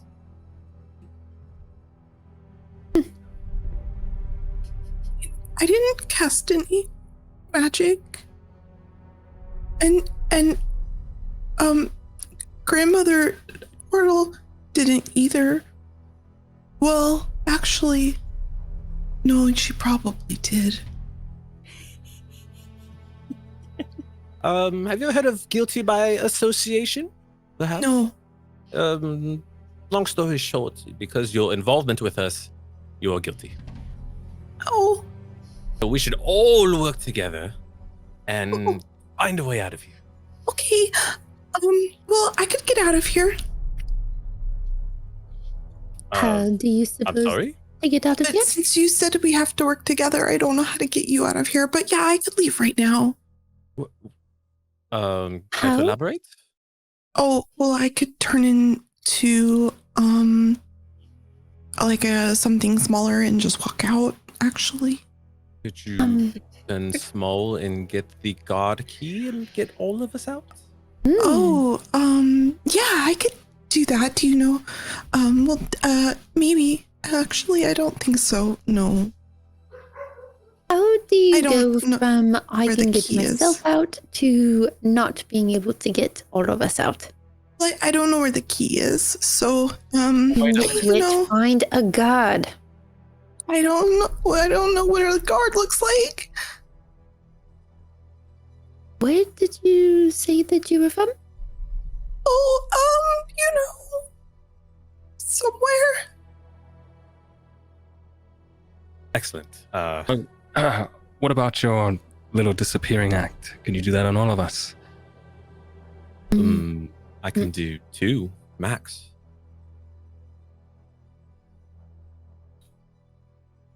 Great.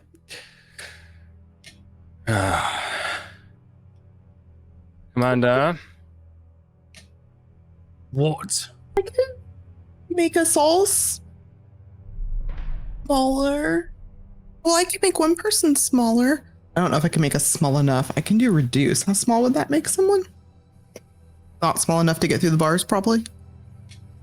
You also don't have your equipment with you. It's confiscated. Oh, so I can't cast spells. Okay. You don't have a focus unless it Mhm. is only verbal and somatic components. So they've Is, taken like I could be everything small. except for like our clothing and a Mhm. blanket, maybe. can I, like, look at my cellmates and see if maybe there's something on their clothing, something that could be small enough to use to pick a lock, maybe a pin, anything. Does anybody's clothing? I would say Kuda that suddenly wakes up and she's like, "Ah! I'm so sorry I fell asleep. What is everyone okay? Everything's Is fine. anybody find hurt?" We have to find the key from the guard, or we're all going to die. Oh, I mean, well, I mean, why didn't you just ask? And she like grabs her glasses, which are all like bent out of shape anyway, and because she's got like her little chompers, she starts like kind of munching away and like shaping the frame of her glasses into like a little like pick. And then she's like, is this something that maybe could help? that may just be enough. Thank you. Oh, my pleasure. Just my trade for the past 200 odd years, you see. I That is just... wonderful. I'm going to go ahead and try to get us out of here now. Oh, okay. Well, I'll be over here. And she like pops back into her shell, and you can hear her like scribbling away on some parchment or something inside her shell. So, is there a frequent guard patrol, or do they kind of just, since we're all locked in, they just kind of leave us alone? How does this holding cell work? Yeah, in this case, like you're in the cell, there's maybe a guard in an office at the end of the hallway who's got his boots kicked up on the deck or on the desk, as it's sort of late in the evening now. Guys who just started the night watch, and he's just hanging out. So there's a guard right there who probably has a key. Probably, if I had to say, like 40 feet down the hallway. He's not actively watching us. He's just kind of there. Or? He doesn't give a shit. Y'all are in the cell, and he's got other stuff to do. I'm sorry, I didn't believe I caught your name. Hayden. Pleasure to meet you. Likewise. I think we should go ahead and focus on getting out of here. We could have formal introductions later. Could I? Keep an eye out. Much appreciated. I'm going to use the wire frame from Granny's glasses to try and pick a lock. Okay. So I have proficiency in thieves' tools. you do. Did you take expertise in thieves' tools? No. Okay. So you have proficiency in thieves' tools, so you get to add your proficiency bonus. So it's a +5 for you. I will say this: your DC is a 15 to break this lock. If you fail by more than 5, you will break Cooter's glasses. I think she already broke them. Well, I mean, They were kind of misshapen a bit. Break but, beyond use. Okay. yes. but she's kudos. Very handy. So you Made can those glasses myself. Excellent. Yes. So, long story short, one roll. If you fail, you fail. If you pass it, fantastic. The cell opens. But if you fail by more than 5, then you break the glasses and make Cooter sad. Okay. Don't let Cooter down. Roll d20 and add 5 for me. DC is 15. Okay. Here we go. 7. Well, God dang you it. do fail, unless anyone is gonna let you have an inspiration. But if not, then Kudo just like pops out of her shell. I believe in you, Sonny. You've got this. as you're Was that trying like to a bardic inspiration? I don't think so. I think that was just a Cooter as you sort of inspiration. fumble Yeah. around, it's might be usable in a pinch for a less rigid lock, but this is a jail cell. So you think you've got it, and you've put too much sort of torque on this, and just snap, where you thought you had it, and then it broke. Do you Well- want me to go get the key from the guard? Mm, You could do it, or Bucket could do it. Also, Sorry, bucket. Bucket what's is a bucket? Like a bucket Um. that you do your business in? what? You know, like the one in the Spindle? corner here. That's a what? No, this is Bucket. And I'm gonna pull out of my like sleeve, and there's a little blue crab in it. This is Bucket. Oh. Right. And he goes, his little eyes are like looking at you guys. He And you- could go and get the key. Train this crab to do that. I didn't train Bucket to do anything. Bucket does what he wants. He just also does what I want. It's a Okay. crab. All right. We're all gonna die. Bucket, go get the key from the guard. It's probably in his pocket or on the surface of that table or on the wall. Where else would he look for the key? Can we scope around and see if there's a convenient key hanging somewhere? Sure, make some perception rolls. All right. 16. 15. I don't have my glasses on, so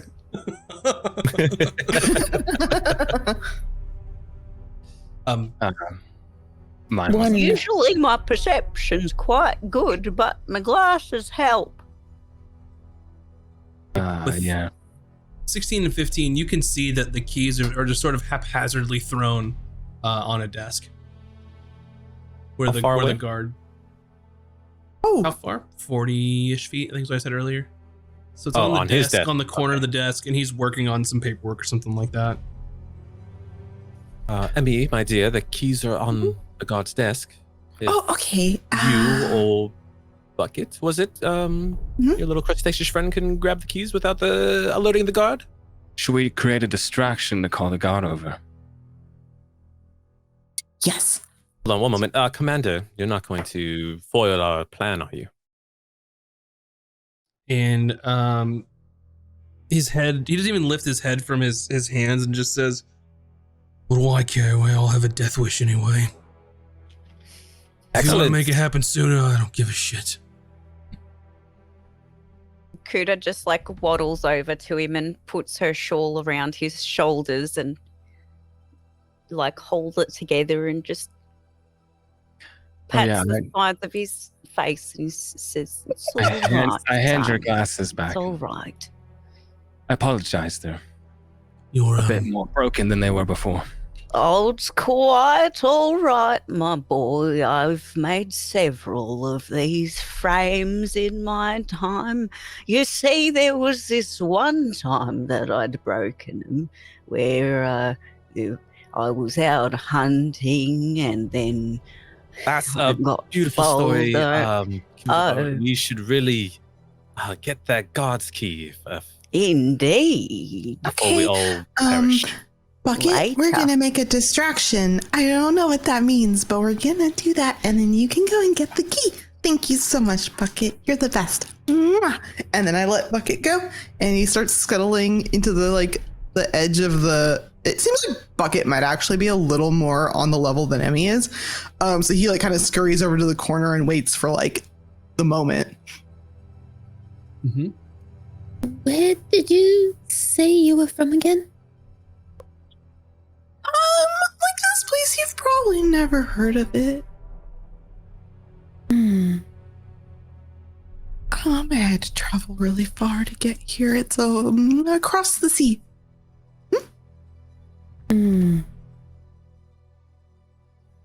Okay, Hayden, please hit me. Huh. Fantastic. You don't need to ask me twice. And I'll just give him a nice clock across the jaw. As I get decked And to then the face. to follow that up, I'll kind of take you by the shirt and toss you into the bars and say that again to my face. It's because of you that we are in this situation, and it's your fault. And I hated you the entire time. Me? I'm the one who helped you louts out of here. Helped us. You have put the guards right into their palm of their hands. And I'm gonna start banging on the bars to make loud noises. Mm-hmm. Okay, so since Hayden unarmed struck you, please take 0 damage because he's a weakling. Because his strength is an 8. I'm just kidding. I just wanted to say that because I was looking and I thought it was hilarious. I do, Amazing. yeah. I have a -1 in strength. So you're making this commotion, and the guard is almost asleep, and he puts his feet from the desk and sort of stomps over. Hey, you lot! And starts banging on the cage outside of you. You shut the hell up! You shut the hell up right now! Hey, you want to dust up too, mate? Come on in this cell. Yeah. Well, he's I wish I would, but I really just don't want to have to beat the shit out of someone who's gonna, not live through morning. So, Well, you might as well. and he sort of takes his club and just pokes it through the bars at you, hits you in the chest. He's like, What's that thing I have? I got I don't know. stuff. You tell me. While you're thinking of that, Stuff. Bucket, what's Bucket doing? Bucket is scuttling like you've never seen a crab scuttle before. He's a little blue blur. Bucket's Do blinding you want me to send you the speed. crab stats? I can send you some crab stats if you'd like. Bucket's blinding 20 feet speed, so dashing at 40 Excuse feet me? as a I crab. think his speed's faster. Is it faster? No. Oh no, you're right. It's only 20. He dashes for 40 feet for sort of one round and can make it to the desk. Okay. Hayden, what were you thinking? Oh, What never thing mind. do you have? It's fine. Never mind. Well, Bucket's at the desk. He probably needs a little more time because he does not have the keys yet.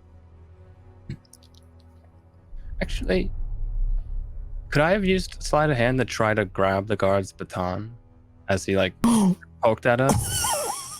Let's see. I mean, I would lose the strength check against him, but it's still worth a shot. Okay.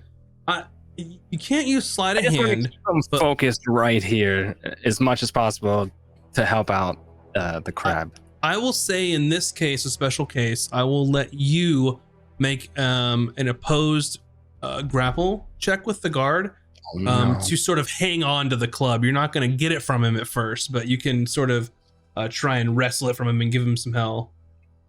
Okay. So, strength check, Yeah, athletics. athletics. Okay. 7. The guard got a 9. So Okay.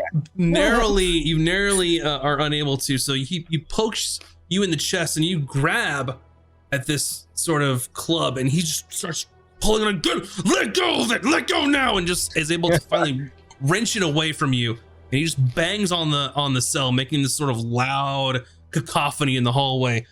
Don't do that again.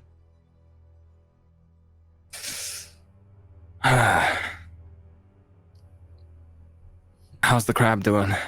Bucket has made it onto the desk and has keys in claw. Yeah, Bucket. He's got it in both claws, like held above his head, like. So he's All right. gonna leap off the desk in a minute and start scurrying back. Yep. He'll leap off the desk or the desk. I don't know why I can't say desk today. Leaps off the desk as the guard is sort of like giving you, like dressing you down. Hayden, he looks at Azric. And not another word from you. Understood? No more commotion. I mean, what are you gonna do? You're gonna stop me from using my voice and yelling about? Fair point. Hate this fucking job. And he storms off and like just puts his club back in sort of like his belt and just stomps back to the desk. What about your commander as he walks away? Don't you have any love for the man who trained you and He was a dick. so you honored? And he just like sits down at the desk and just like plops down. And you can see Bucket scurrying back with this ring of keys, like a trophy above his head, just like scurrying into the His cell. little eyes are like. Bloop, bloop, bloop, bloop, bloop. You have the keys. Good job, Bucket. Extremely useful little crab.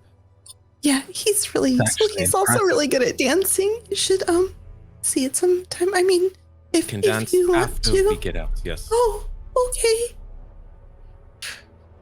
We probably have no idea where they took our stuff. You could presume it's somewhere nearby. Okay. Probably in sort of a first things chest first. next to the guard at the desk or something along those lines. How I late s- is it? After dinner time.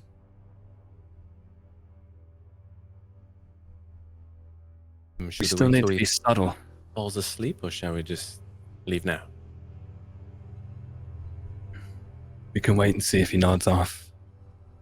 Commander, when is the change of the guards? First light. We have time then. He'll fall asleep. We just quietly open the door, get our things, and be on our way. Very well, we shall wait. Or I can just put him to sleep. I'm sorry, you put him to sleep? Mm. Oh, right. Do Do you And- need your components, though? what? You'll need your crystal ball for that. Oh, is that what I have? Crystal ball. I think that's what you told me. But it could be whatever. I don't know what I have. I'm gonna be honest. I thought it was a ring. So Crystal is your focus. I knew you had a crystal ball. Shit. I didn't think it was. I didn't remember what it was. I don't want it to be a crystal ball. Can I change that? Change it on your sheet. What do you want it to be? Okay. Whatever really your focus bitchin' is. ring. A you need crystal it. ring. A crystal ball set ring. into a ring. So I can't cast spells without my ring, I guess. If it requires a material component, that's correct. see. The spells that you have that don't have M next to them, you can cast. I see. Okay, never mind. But if you were to find your belongings, you certainly could. Make them go sleepies.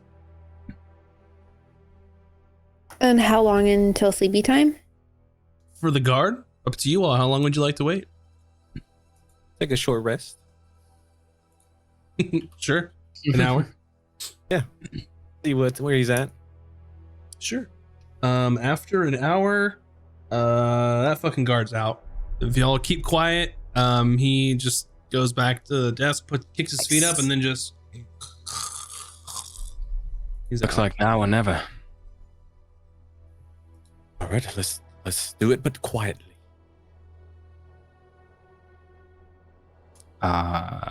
Hayden, if you will, you seem to have nimble fingers. You might be able to unlock it very quietly.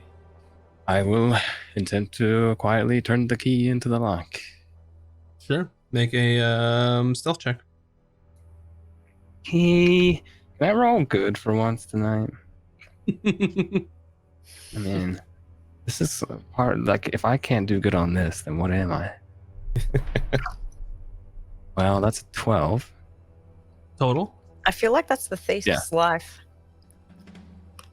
Yeah. Got to be the most stealthy, quiet person and never are. 12 total. Let me look up the guard real quick here. Yeah, them being asleep, that is enough. So you hear, and then you hear his snoring sort of interrupt, and then go back to snoring. Is this a sliding door? Does it swing open? It swings open. Okay. Inward.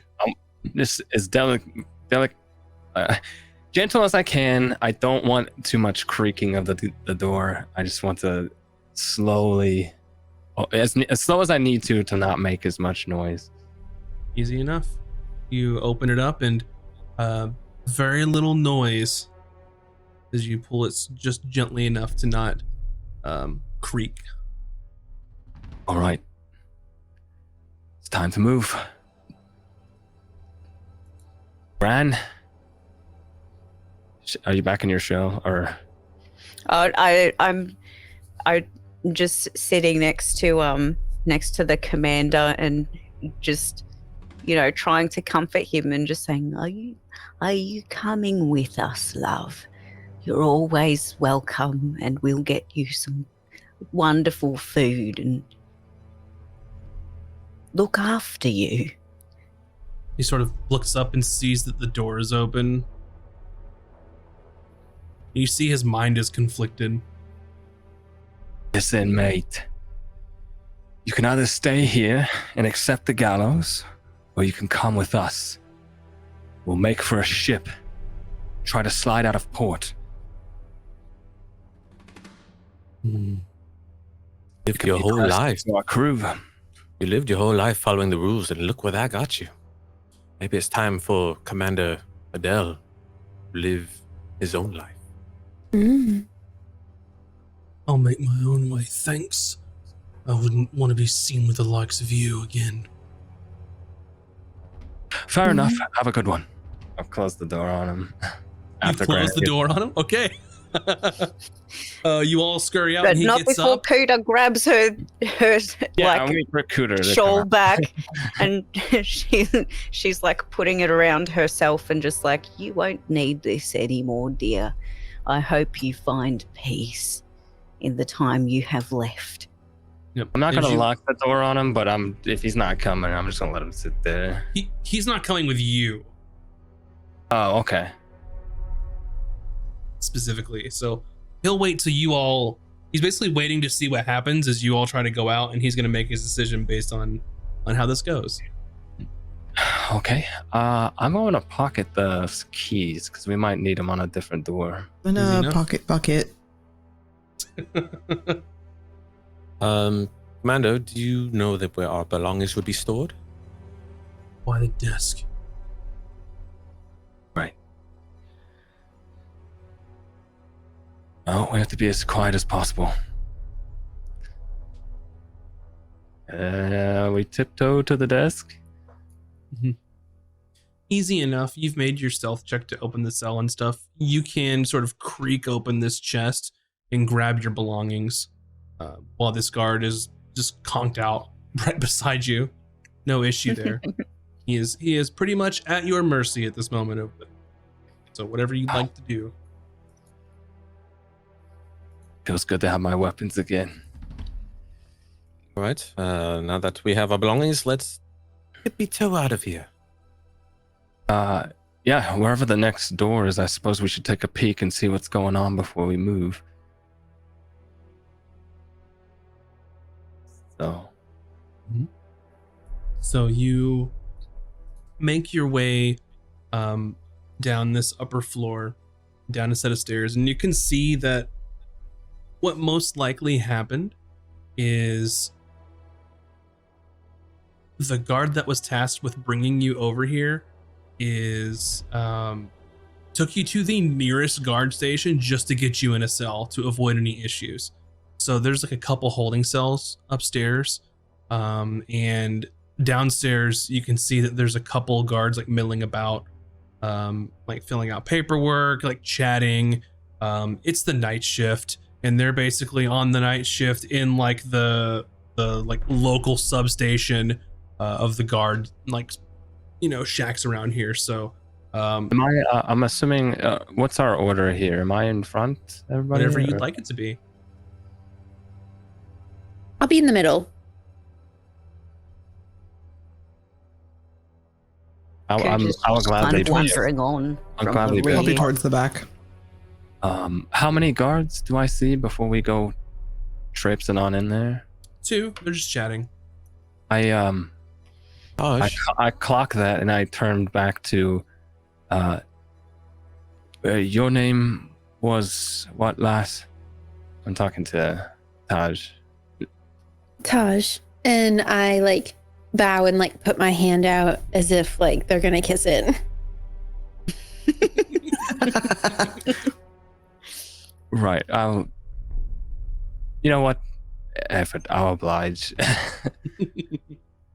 With that, you said you can put people to sleep, right? Yes. Oh, there's 2 guards in there. Think you can do it? Yes. I've never used sleep. Hold on. I think I can affect multiple creatures. Absolutely. Yep, you can. It's a little tricky though. So I'm when just you gonna cast roll a sleep, bunch and see what happens. Are you gonna cast it at first or second level first? I said when you guys, I thought you spend a second, roll an additional 2d8. Ooh, okay. I guess I'll do higher. That probably makes more sense. Yep. So you can use it at second level, and that is going to give you a total of. Let me see. Roll 7d8 for me. Wowee. This is based off of like hit points, right? Like they. Mhm. Yes. Okay. So Actually, if they're just average guards, makes it actually a really good option for this. Hold on. I need a calculator. If one of them randomly is a beefcake Gaston, then we might have some problems. And I think that's both of your second level slots for today. I don't think so, sir, because we took a short sleep and I got to regain one. So I did that. Oh, you got arcane recovery. Let's go. Yeah, I do, baby. nice. 30. Look at you What's- knowing your what's the character total? sheet for your new character. 30. It's you said 30. Yeah. They both are in mid conversation. Well, I went to this new place out back, and they just fall. They crumple on the floor and just are asleep in the middle of the station. Well done. All right, we need to move. Not before we check their pockets. I was just going to say that. Excellent. Actually, I wasn't going to say that. I was going to do it myself, but I'll you take get the one, I'll get the other. Agreed. Okay. Check the pockets of one of them.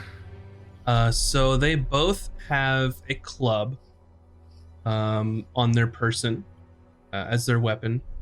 They both are wearing a chain shirt as their armor.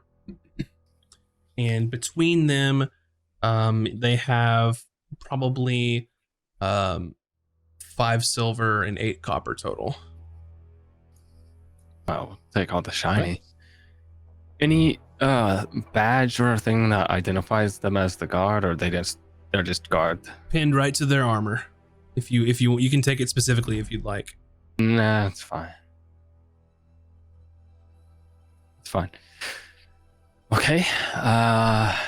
Anything else of note in this general area? Is there maybe other chests or something with supplies that might be in here? Other than like snacks, probably not. Ooh. There is a map Take a snack. of Rosadon in here.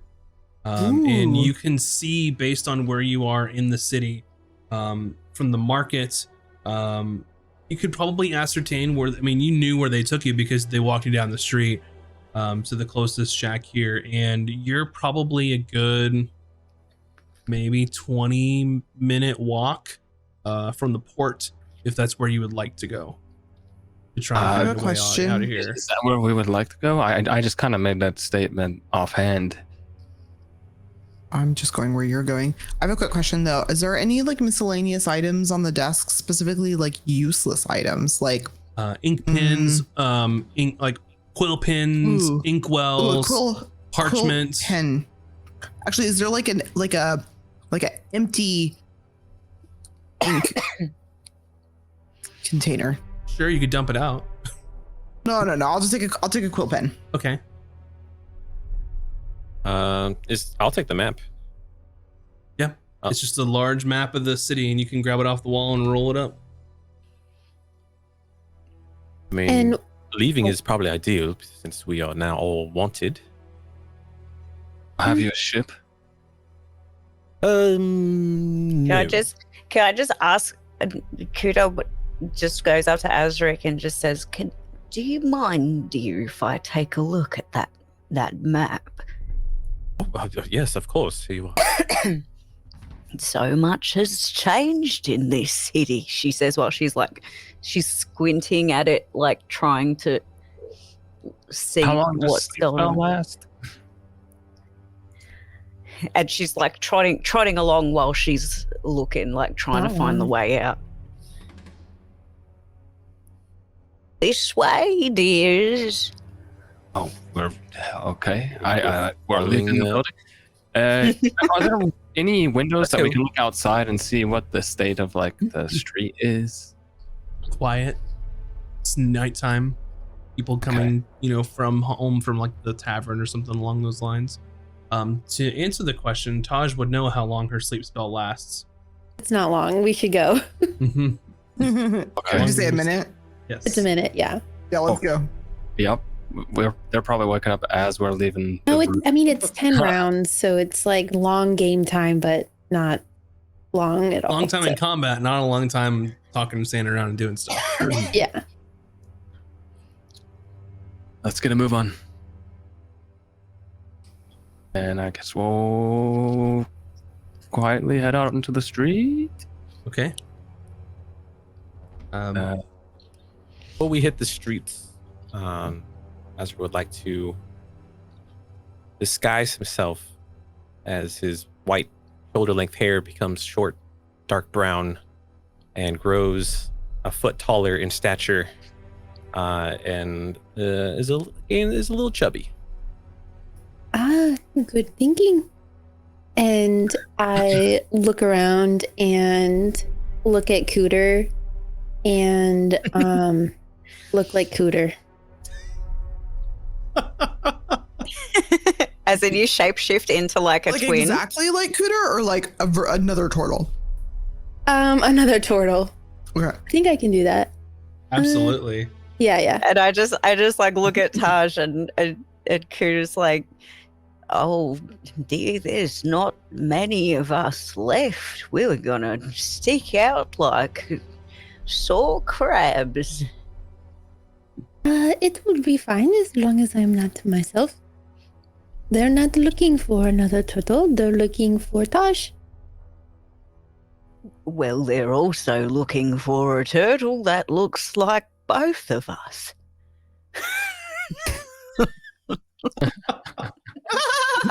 Dying. So, of note, I will say for Taj and Azric, describe what how this looks, because I believe that the way Taj accomplishes this is different than the way Azric accomplishes this. Yes. For Azric, Azric is casting a spell, so like this mist seems to form from the bottom of Azric's feet, and as it goes up, and just dissipates, Azric looks very different. As the smoke clears, you are a short-haired, taller, overweight man. And what about Taj? Taj has this ability because we play in another changeling BB. So she kind of like stands tall and like takes a deep breath in and then snaps and just becomes what she wants. Yep. It's just an instantaneous shifting of her shape to look like a turtle companion to I'm gonna watch like Cooter. I'm gonna watch Taj turn into a turtle, and then I'm gonna turn into a turtle. What is happening here? So what does it look like when Emmy changes Emmy into a just starts turtle? to shrink, and it's very like her body starts morphing, like mouth into mouth, like arms, and she's just like now a little turtle, like a little turtle on the ground, and there's a blue bucket crab on her back. Hayden throws up his hood and is like, oh, a bunch of jesters. I'm gonna scoop up Emmy because I'm assuming her walking speed is like 1. Yep, I do this number. I'm gonna scoop up under her shell and like carry her like a football. Okay, so you've got me. I'm a little turtle, like a little one. So you can just kind of put me in your hands. Like an actual You've got turtle, not a bucket too. turtle. Yeah, an actual, just a little turtle. Mm-hmm. All right, let's get out of here. Okay. Lead the All way, right. you have the map. I believe Cooter, you were leading us somewhere. Yes, actually. It's much different than I remember, but I believe that you said you wanted a ship, yes? Right. We need Yes. to make the port. I just got here, so I'll take you to the ship, which is right this way. And she points in a direction with the map and starts going, just getting her bearings. But she just got here recently and knows exactly where it is. Yeah. One of us knows something, anything. She just didn't know where the jail was, so she's kind of like triangulating from the jail to where she knows the new. Is this like my grandma reading a map? Like, how long does this take for real? Not very long. She's a smart Okay. turtle. I would say Hayden That's probably good. has a good idea where the port is as well. Mm. Yep. There's no question that you all can know where to go with a map and a smart turtle and Hayden, who's been there a couple weeks. You can get your bearings and find your way to the port. It's just like a 20-minute walk. The question is, are how are you all going to approach your journey to the port? Are you going to just are you convinced with your disguises, walking down the streets, making your way there? Are you going to be sneaky? You let me know how you're going to accomplish this. I'm Hayden, not disguised at all. you've been here I'm a turtle. a few weeks. Is there a curfew in place or anything like that, or can we just be on our way? It's not like I was sneaking about at night. I would suggest we stick to not so lit places, out of the way of lanterns and the like. Keep to the shadows, so to speak. Take back alleyways if we have to. Oh no. Well, I'll take the lead since I don't look like me. Fine. Very well. Carry on. So specifically sticking to the shadows, making your way through the city of Rosadon, this sort of engineering and technical marvel. You make your way down streets, side alleys, making sure to stay out of the way. And I think with So with Azric being disguised, with Taj being shape changed, with Emmy being a turtle, I think that it just leaves two of you out in the open, but sticking to the shadows. I think you can make it there no problem without being seen from using all of your abilities in this case. So at this time, no one knows that you are gone, but that will quickly change as the guards begin to wake up from their slumber. Oh boy. So you make your way down the streets further towards the outskirts of the city, towards the docks. A few minutes later, you can hear some bells ringing back from where you were at the guardhouse. And Taj, you would absolutely know that your spell has completed. They have woken up, and they are most certainly smart enough to know that they just didn't fall asleep on their own. But they have no idea where you all are, and have probably confirmed in the next 5 minutes or so that that cell is empty. But you make your way down towards the docks, towards the port. And you can see that this, when I say city-states in this case, these are large islands with the island, the name is the sort of capital of each island there. So Rosadon Island has the great city of Rosadon right on the edge of it, and it takes up a large portion of this island. So outside from some smaller settlements on the outskirts and some other people living here, like this is the epicenter of trade, of commerce. Go ahead. Wait, so it's Rosadon is the capital of Rosadon? It's a city-state. So is it like the city-states got their names from whatever the biggest city was in them when they did their thing?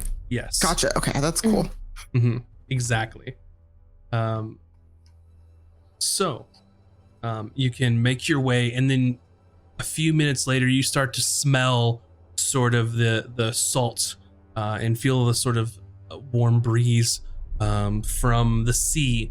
And as you make your way closer, and at this moment, you can hear sort of guards shouting, alarm bells being rung. There's sort of a hustle and bustle, but you are at this point about 2 blocks away from the docks. You can hear guards and people running about streets behind you, and you can see a dimly lit small port on this large harbor that has it would be very generous to call it a ship. It has a single sail, and it can probably hold all of you. This is definitely not an ocean-faring vessel. It's more for traveling the coast.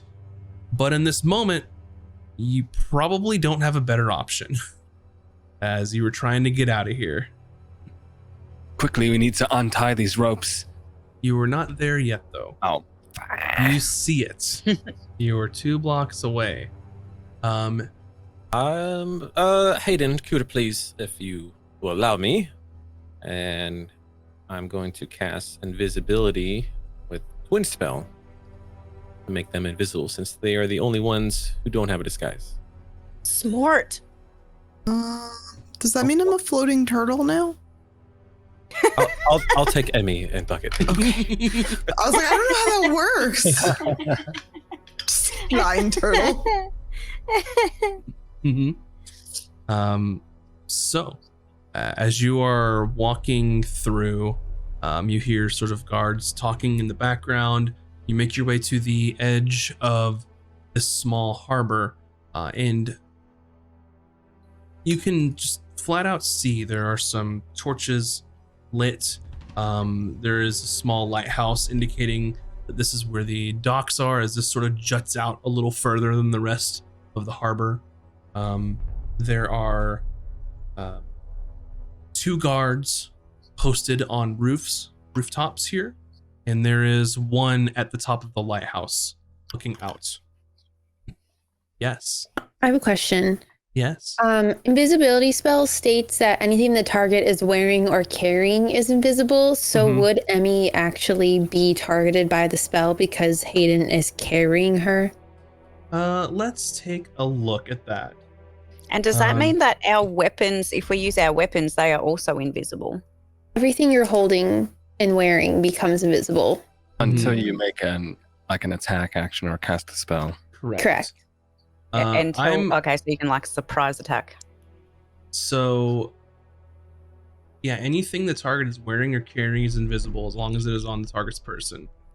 What I'm going to say to avoid any shenanigans down the line is any equipment or anything that you're carrying. But if you're carrying another creature, that's not going to extend to it because you would have to target that creature to make them invisible. But what about Bucket? Would I have to like kill Bucket if we needed all of us to be invisible? I can carry you. It's not a problem. Yeah. Right now. Last thing I want is reference. Cooter carrying Hayden, carrying Azric, carrying Emmy. Oh no, I don't think you would Total meta game like A that. totem of Trench coat. invisibility. Yeah, so I'll say it's any objects or got it. equipment that you're carrying, but in order to target another creature, you have to have the ability or upcast it to get more creatures. It's fair enough. Makes sense. So hypothetically, if we were to, I don't know, shoot something, we would be invisible until such time as the projectile is loosed from the weapon. The way that the Which spell will- reads Up to some is trouble, guys. the spell ends for a target that attacks or casts a spell. So yeah, if you gotcha. attack, So like upon attacking. yes. Yeah, cool. That's how I understood. I was just checking. Mhm. Hypothetically. All right. So you see. Granny's got a gun. No.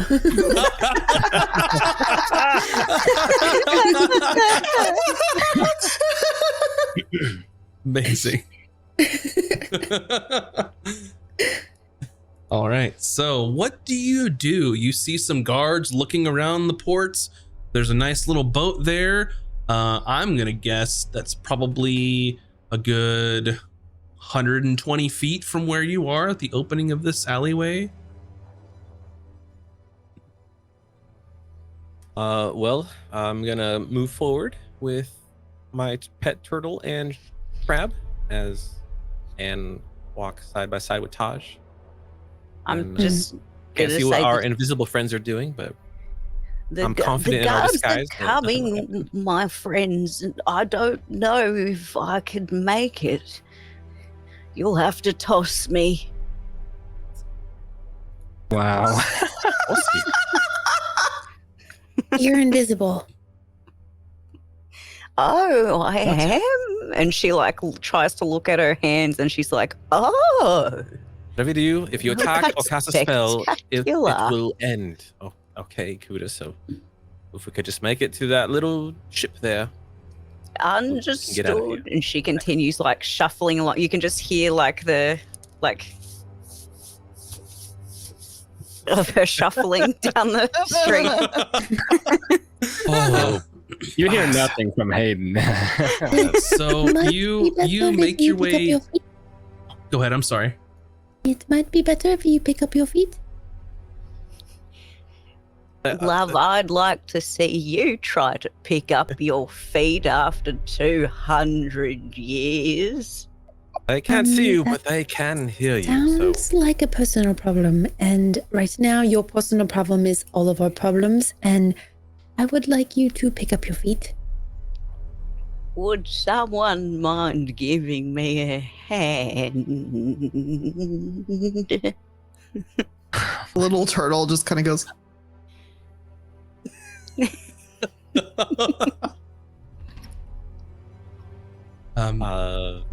She tries her best to like just make as little noise as possible. I'm just gonna go, and whatever happens, happens.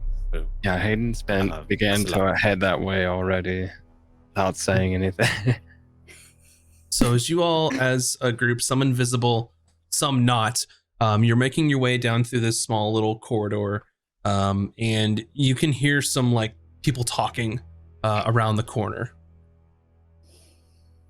What are they saying? One of them is saying, "God, I hate being out here at night. It's fucking boring as shit. I hate the ocean. I hate the salt. I don't know why I'm here on the port duty." Here. The other guy, and there's another guard, and she says, "It's not that bad. What's your problem?" There's just two of them. There's two people talking. You've clocked 3 on the rooftops, but the people that are talking are not on the rooftops. They're on the ground level. What would you like to do? They are probably, I will say, like 35, 40 feet from you all. Behind you at the beginning of the alley, there's a torch sort of lighting this alley up. Where they're standing and talking, there's another that's lighting that portion up. And then where the boat is on the edge of sort of the small like dock here, there's another torch. So there's little small torches lighting up the way. No. Walk on through with confidence. Okay. Is anyone going with Azric? I mean, I am, but I mean, you have to. Yeah. yeah. Yeah, I'm following behind, but I'm invisible, so no one can see me following, but I'm following. And I know I gotta get out of there.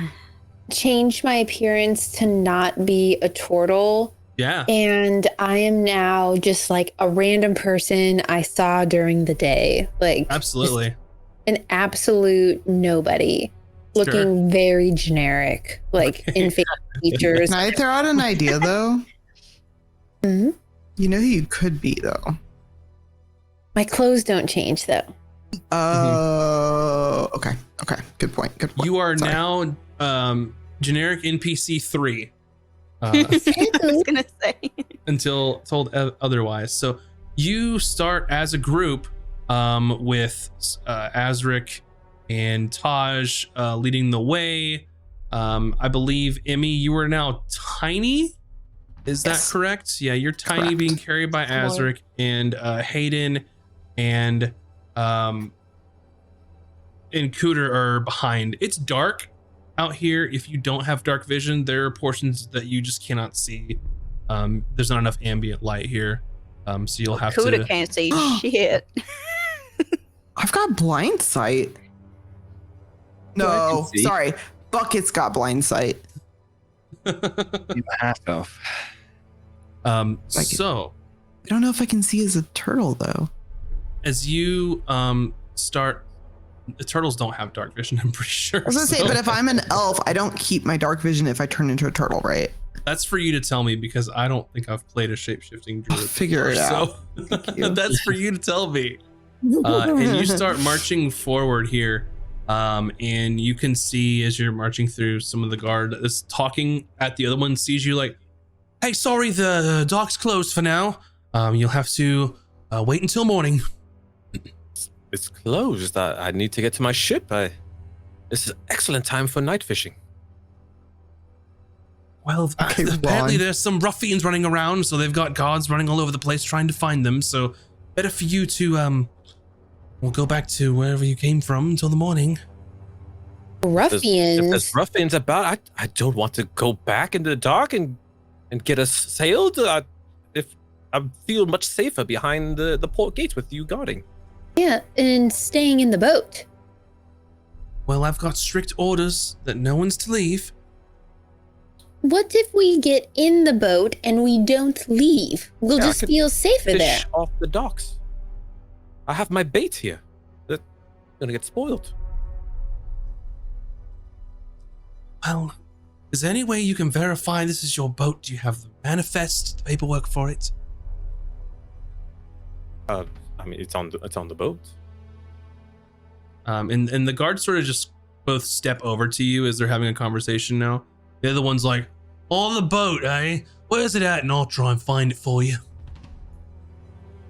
As pointing in a direction. Okay. So this guard wanders off to go towards the boat and try to find your paperwork. And the other guard, the lady is like, "I know it's rather inconvenient, but we just can't let anyone through. I don't know why he's checking for your paperwork. Maybe he's in a good mood tonight. I'm not entirely sure, but I'm not supposed to let anyone go.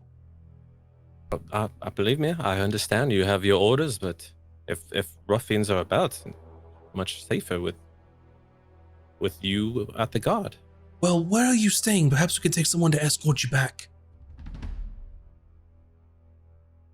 Oh, sorry. It's called the salty pike, something like that. I'm going to make you roll a deception. Okay. And I have Come a on, there's question gotta for be a you. If salty this is something fair here. or not, I'm going to let you help me decide this. Do you think that Azric is familiar enough with Rosadon to be able to call out a tavern or an actual place that he's staying in? No. Roll with disadvantage then. Oh man. And The odds of something being the salty something seem high. I don't know if He's a can you SpongeBob. clarify something for me with stealth, with invisibility. It's making an attack or casting a spell. Is there any other Is- action that breaks it? No. Or it runs out, which is an hour. So theoretically, I could toss like a stone into the water, and that will not break. Correct. Yeah. Yeah, Patrick, what was your roll? As you can do any means of like evasion or like interaction with other objects and distractions. as Azric's talking to this guard, could I mosey around to behind her and Yeah. find, I don't know, like a pebble or something, and launch it down the street at like, I don't know, something that would cause it to make a loud bang to try and draw her away? You can take a stone and throw it. I'll or wait and something see what along those happens with the check. Yeah. Sure. 19. A 19. Ooh. What was it called again that you said? The salty pike. Salty Pike. Salty Pike. Where? I don't think I've ever been there. Is it? I mean, what sort of place is it? On like sort of the low end or like a mid-level? Like, Oh, definitely low end. Fishing Right. is quite competitive around here, as you imagine. right. I'll have to go there and check it out. Maybe I haven't seen him. Not familiar. And then about that time, the other guard is on the boat and he's rummaging around. He's like, there ain't no manifest on this little boat here. Where's your paperwork? Well, if you look on the port side, under the railing, of course I keep it hidden. I don't want people to steal my paperwork. Port side, this thing's barely 8 feet wide. A port is a port, my good man. Scratch that. Can I try to close the distance towards that guard by the boat? Absolutely. Okay.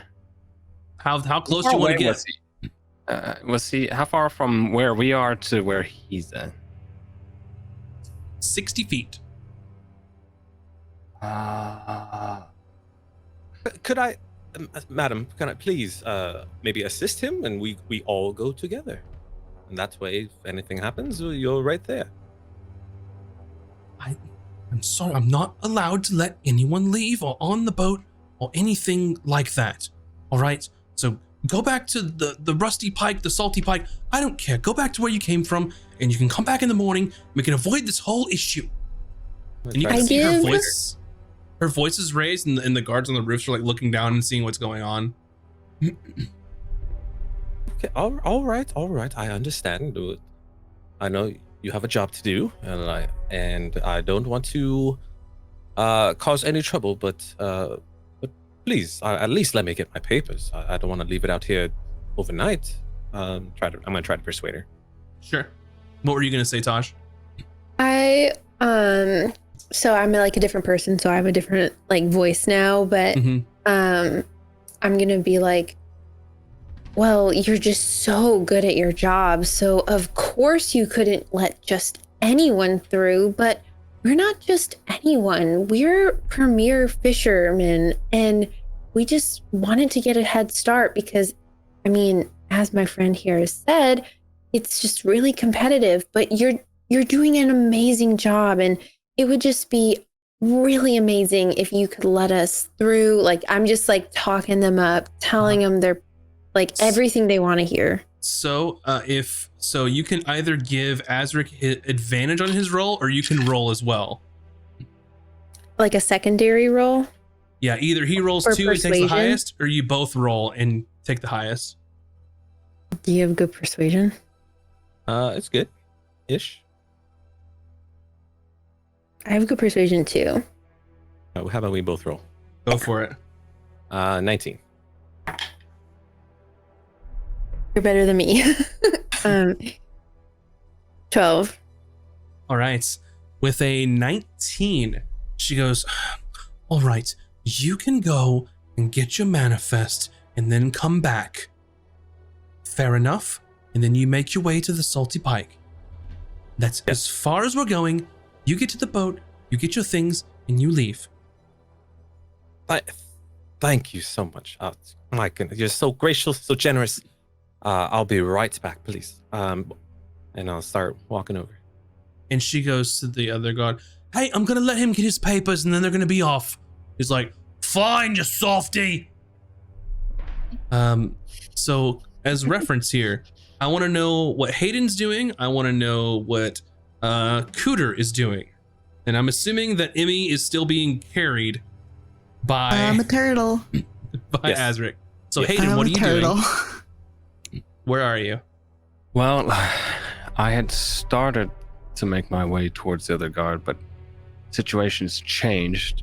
So I'm gonna let Azric move towards the boat, and I still think I want to find something that I can throw a distance away to try and draw the attention of not just like the two guards on the ground, but some of the guards on the rooftop. Mhm. So And I don't know how it's gonna work though. Cooter, what are you doing? Cooter's trying to follow behind Azric, like as quietly as she can, knowing that she's still stealthed and needs to like try to be as quiet as she can, even though she's like this little turtle trying to kind of like make her way Mhm. down, because she knows that she's the slowest and also the most at risk of like messing everything up for everybody. Okay. So you were there, Hayden. You're in between. You're halfway in between both of the guards as you're making your way and stopped and are looking for something. You all can hear shouting in the distance as sort of roaming patrols are getting closer and closer to the area. So I will say this: what is it that you would like to do now? Because it appears that more guards will be coming in the area soon, as they're making their patrols and fanning out, looking for people.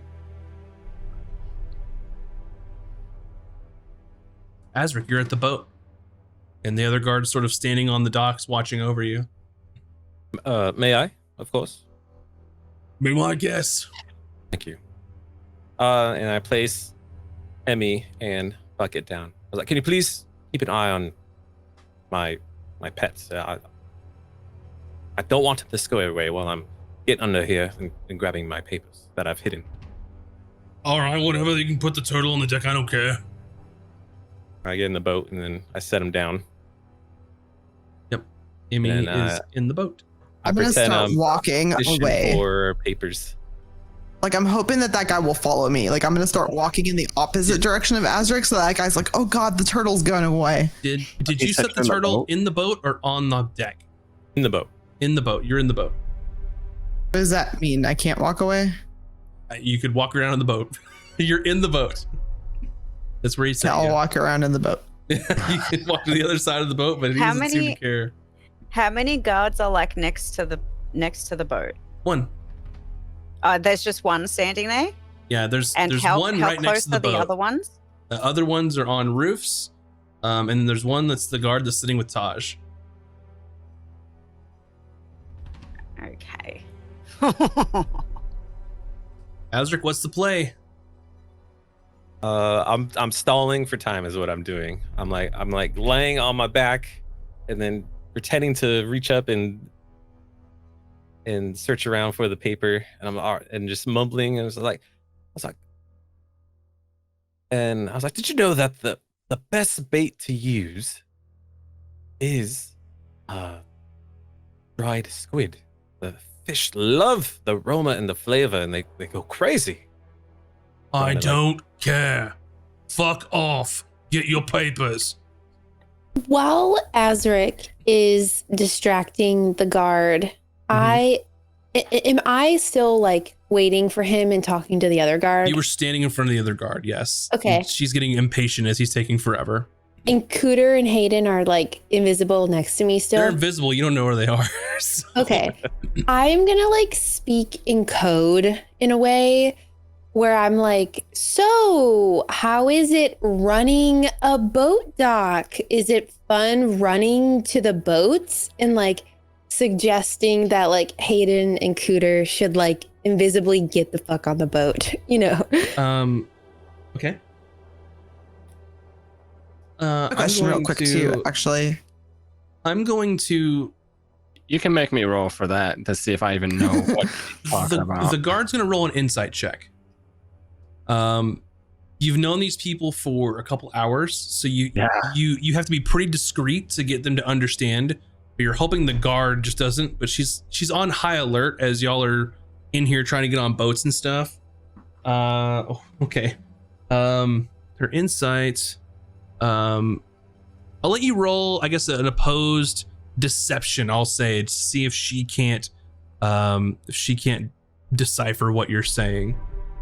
Can I, while this is happening, is there a rope that ties the boat to the dock? Yes. Can I go turtle chomp that?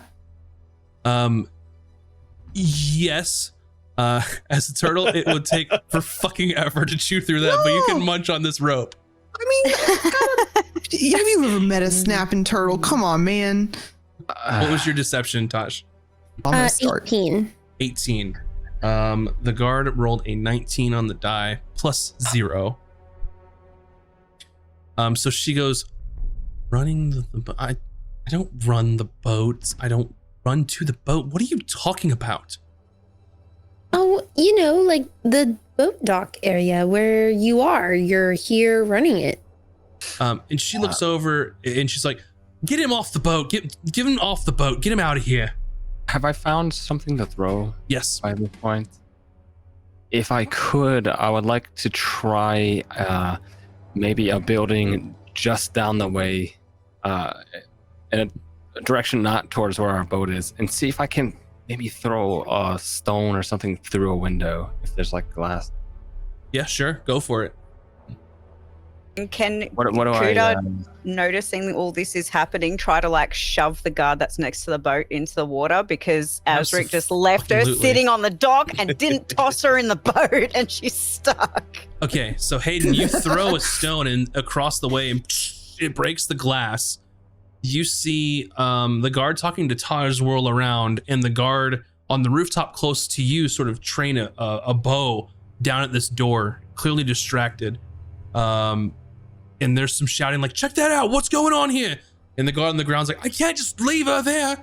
And then Cooter, if you please, I'm going to say make an athletics check. Oh, no. This guard has no fucking idea that you're there, so make it with advantage. Can I give her? Oh, never mind. Okay. Yeah, the guard has no idea. I did that. I started speed walking the rest of the way towards the boat. Oh, 16. You shove that guard right in the fucking water. So this guard, and you just shove, so you were no longer invisible. Invisible, and then I'm just like, Azric, help! And the guard is in the water. I think at this point, we just need to roll initiative here. Oh man. We just need to roll initiative. I look at I could have shoved the guard in ages ago, but I didn't want to be the one to risk it. Hey, that is okay. I'm so happy. That is okay, because based on how the situation was going, it was more and more likely that things were probably going to get spicy. So I'd like for you all to take a look at the map for today. First combat of campaign Very 1. cool. Ooh, oh my gosh, that's so exciting. Hayden, wow. what is your initiative? That map. You roll it real quick. Yeah. So cool. Well, A good map. let me tell you, my initiative is good. What is it? It's 25. 22. Oh my Shit. god, It's what? what? The hell? Jesus. I have a +6 to my initiative. It's 25. Very well. Oh, sorry. Um, I'm sorry. I mathed that wrong. What is math? What are the numbies? We'll help you. How to, Matt? 17 plus 6? That's 23, right? 23. I mean, Okay. Oh, 23. I mean, almost, Different. what is Azric's initiative? Not as good as that, but 15. 15. Taj. the best one here with a 2. 2. Let's go. Let's go. Cooter. In true Cuda fashion, we rolled a 1 and have -1 initiative, so she's just going to sit on the dock and twiddle her fins. Oh my god. You have 0. Okay. Literally I've 0 never- initiative. She just I've pops never back into seen her that shell and before. starts knitting. You Emmy. actually go back in time a little bit. Emmy, what's your initiative? Well, I rolled a nat 20. It's my first nat 20. Whoa. I have a -1, so you know. Oh. 19 it is. I'm gonna eat that rope, y'all. You were still a tiny little turtle. So I'm telling you, I can eat a rope as a turtle. I don't know what you know about turtles, but I know about turtles. have you seen a rope that ropes a ship to a dock? Yes. Okay. Have you seen a turtle bite something? Sure. You were a tiny turtle, Okay. and you can I'm gonna start attack chewing that away. Okay. It's not your turn. Unsurprisingly, it is Hayden's turn. Hayden, you're still invisible. That's correct. So let me get a handle on the situation here.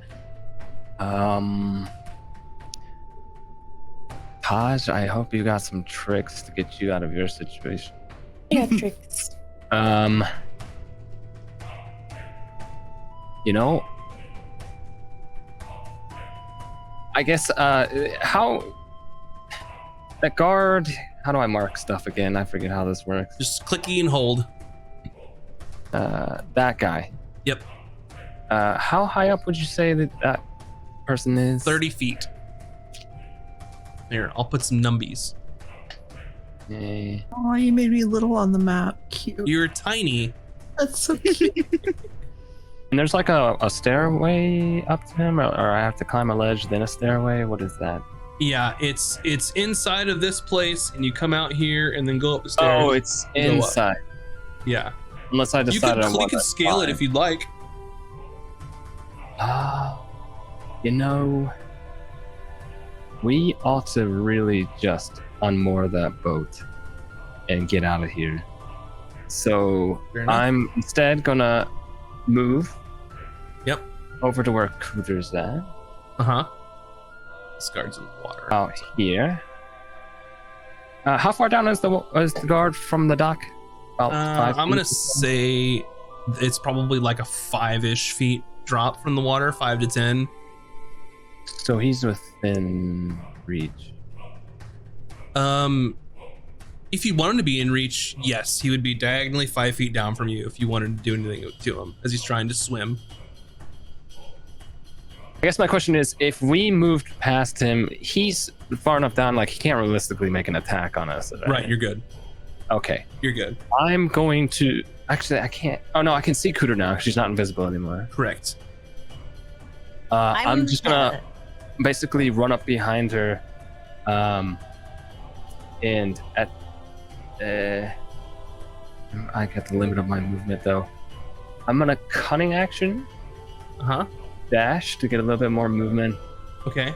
And I'm going to try and scoop her up in my arms and like truck her onto the boat. Okay. Toss me. So I will say, if Cooter allows, you can grapple her I'm unopposed, just gonna be like, and you will move at half movement. So I think right now you have used 30 feet of movement. You've got 15 Correct. more. so I should be able to pick her up and it's like 10 feet to the boat or something, right? You can get in the same-ish space that Tiny Turtle Emmy is. Okay, I just want to get to the edge of where the dock is and to be able to like set her into the boat. Yeah, you can do that. Just run up behind and then say like, Whoa! "Man, it's time to go," and then just put her in the boat. I assume that's my action to do that. Yeah, most definitely because you grappled her. That's your action. So I'm still invisible, yeah. I will say yes. Okay. Yeah, I'll say yeah for now. I mean, That's if fine. you want, that could break it. I don't mind. Technically, a grapple is an attack, but we're fine now. You're still invisible for now. So, I think that's the end of your turn. Yeah. This guard is, I will say, surprised from your rock throw through the window, so she is no longer surprised. Now that's her turn. Emmy, you're a tiny turtle biting ropes. Biting ropes. I bite the rope. I attack it. Okay. I don't know the stat blocks for a turtle, but I have the stat blocks for a crab right here. That's fine. You don't need a stat block for a turtle. You spend your round trying to bite through the ropes, and you make some headway. Okay. But- Can Bucket help? Sure. So you have like a tiny box turtle and like a little blue crab, and the turtle is like gnawing at the rope that's probably around this big, and then you have a crab trying to get at it too. Yeah, with 2 claws. Both claws, got it. Yeah, Next, we got this. This guard is going to, let's see. What does this guard do?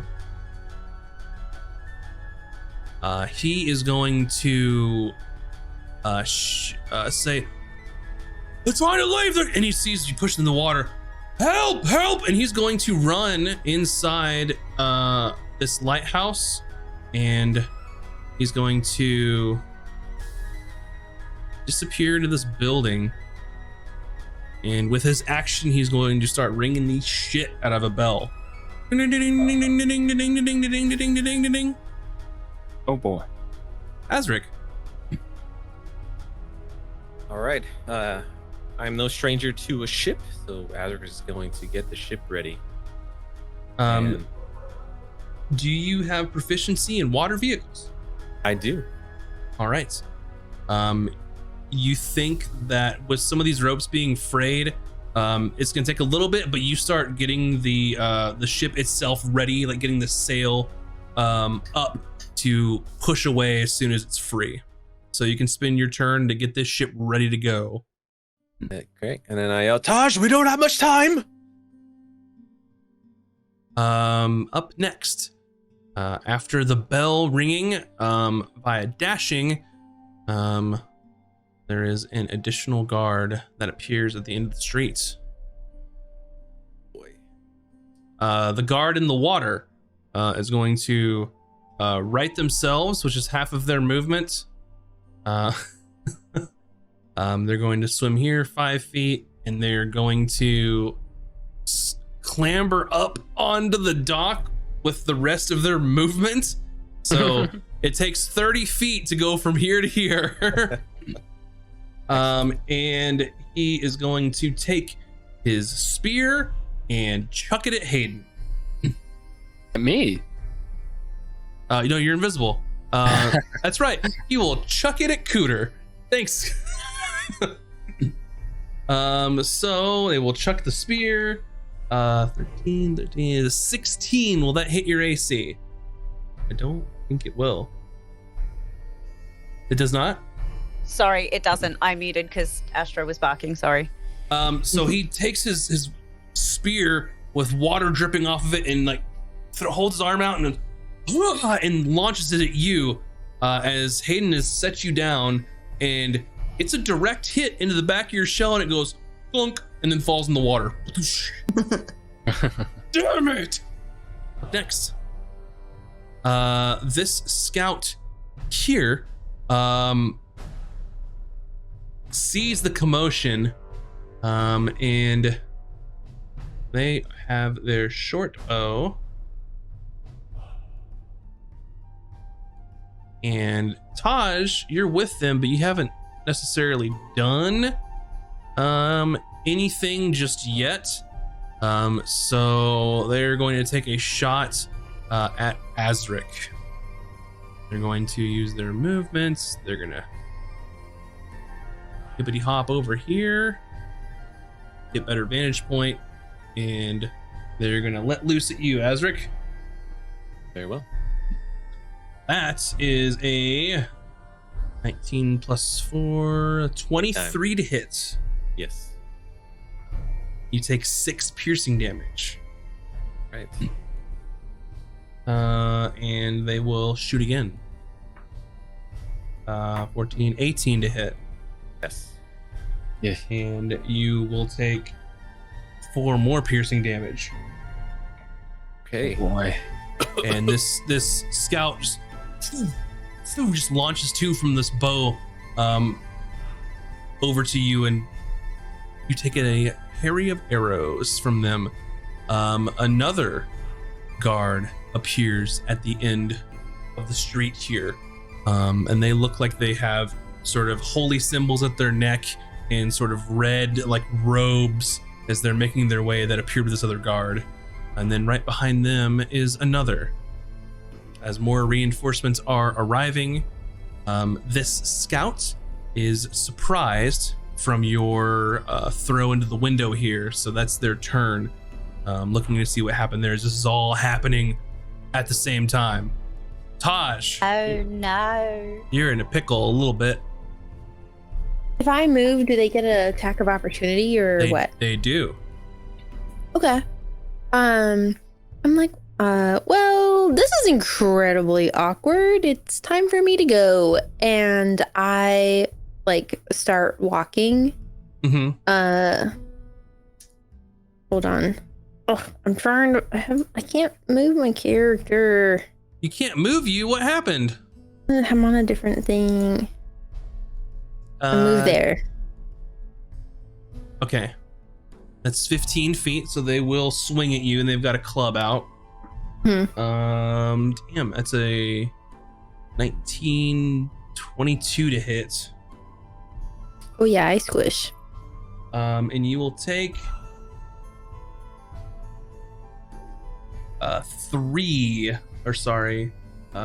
4 bludgeoning damage total. Okay. They bonk you with their club as you walk away. I look back as I'm like running and wink and then go invisible.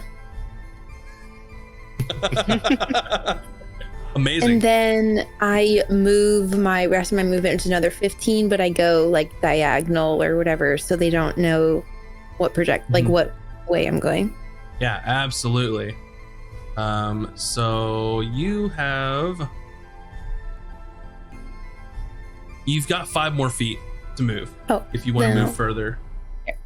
Is that Perfect. And I'm just gonna use I don't have a good there we go. You're invisible and Hayden is still invisible. Ooh. Perfect. Cooter, it is your turn. Don't worry, team. I've got this. Kuda is going to. Ooh, wait, what's this? So we've still got this guy in between us and our friendo Taj. Mm-hmm. You saw her vanish. Oh yeah, this guy's gonna be a pain in the butt. So maybe that's my first. I'm going to Ray of Sickness this lad. Okay. What does it look like when Cooter is casting spells? For it depends on the spell, love. We gotta do what we gotta do. she's like, we're already in deep shit, so let's just go out with a bang. And she kind of like rustles around into her shell a little bit. She's like doing a little jiggly dance, and she goes and like basically projectile vomits on this poor man. All right, Ray of Sickness. Hey, they have failed their Constitution God. save. So Granny roll breath. your 2d8 poison damage. Where did I put my 8? Oh, actually, it's the saving throw for poison. So roll your attack. I apologize. I jumped the gun a little bit there. I will. Attack is 20. Yeah, definitely hits a guard. And he failed his save, so he's poisoned, but roll your damage. Da, da, da, da, da, da. 16. Tell me how this guard dies to your ray of sickness as they are obliterated. Hey, mate. And she just looks over as his skin starts like basically just melting from her like stomach acids, and the eyes just fall out of his skull, and he just turns into like a little puddle. And she just like looks, and she's like just overcome with pain from what she just did that she didn't realize she was capable of. And she's just like, oh no, dear, no. It's gonna be a fun group. I'm gonna enjoy this campaign. As this sort of projectile sickness he starts just basically the acids are overcoming him, and which causes he's poisoned, so it causes him to vomit, and it's a grotesque way to go for this poor guard. She's just completely like shocked at what just happened. She just thought that it was just going to be a little bit of help to distract him to get our friend onto the boat. And alas, this man's got vaporized. Mm-hmm. Anything else now. you'd like to do with your turn? Oh, she just pops into her shell and starts like rocking, and you can just hear wailing. Oh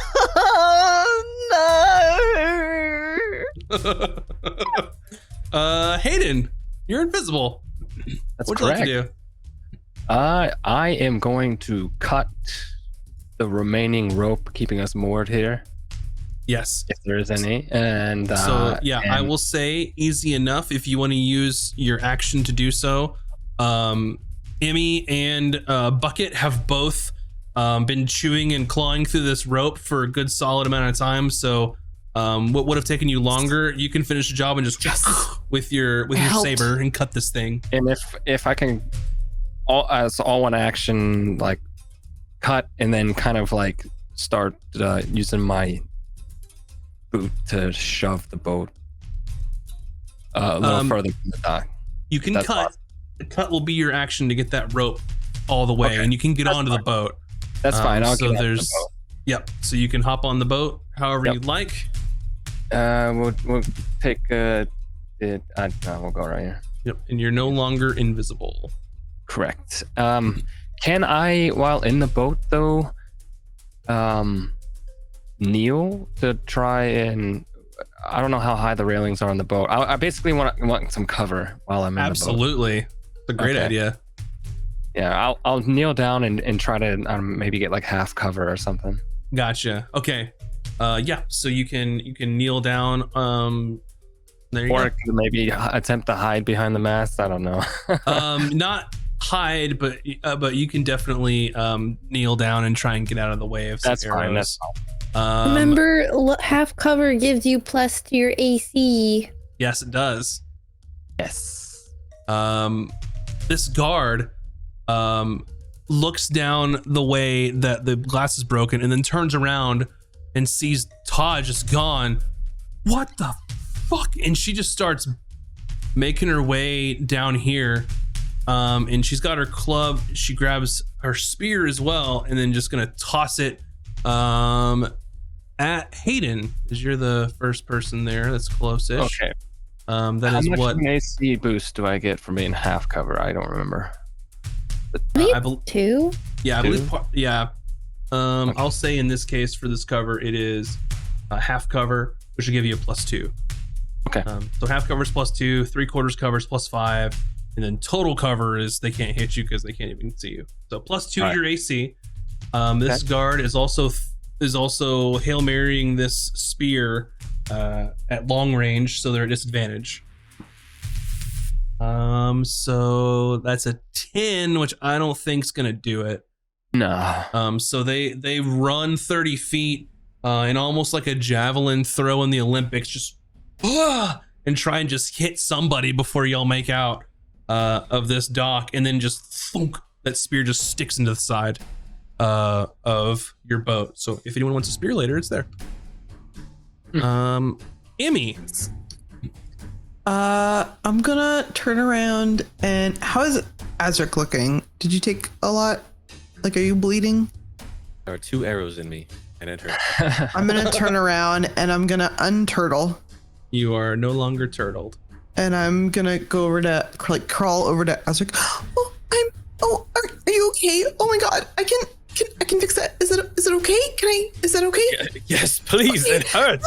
And then I'm gonna touch his his chest. I don't know, wherever the arrow is, and I'm gonna cure wounds you for what is that? 1d8. I haven't used that one in a while. Bryn wasn't a real healer. 1d8 plus 3. You're gonna get 9 healings. Amazing. Like I was never hurt at all. And I'll scoop up Bucket and put him in my pocket as a free item interaction. I don't know. Yeah, we can. Yeah, Bucket would technically go on the turn after you anyway, but we'll deal with that He'll later. jump in my pocket. I just want him in my It's pocket. fine. He'll jump in Yeah, my Bucket's with you all. I'm done. That's my turn. This guard that was sounding the bell is going to start running out here, and Spear's long range is 60 feet, I believe. So they're gonna chuck this spear at Emmy. Yep. 20, 60. And at Emmy with disadvantage. Like a That's heckin' javelin. still a 16 to hit. It's It hits. Okay. yeah. Emmy, you're gonna take 3 piercing damage. So you see him.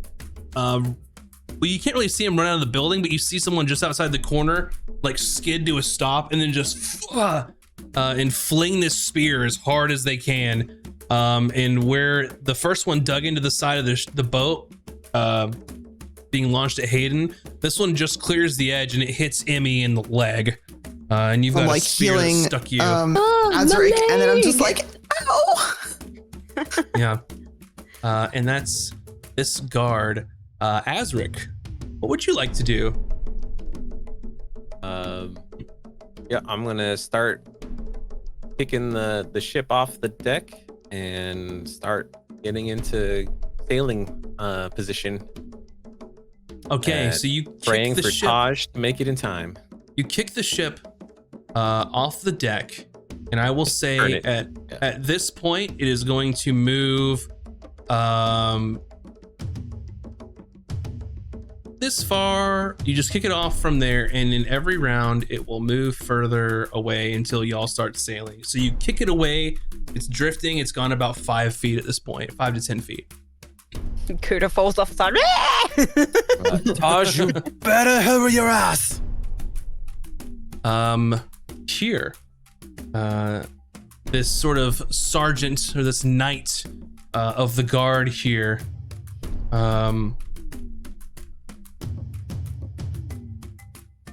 let's see here.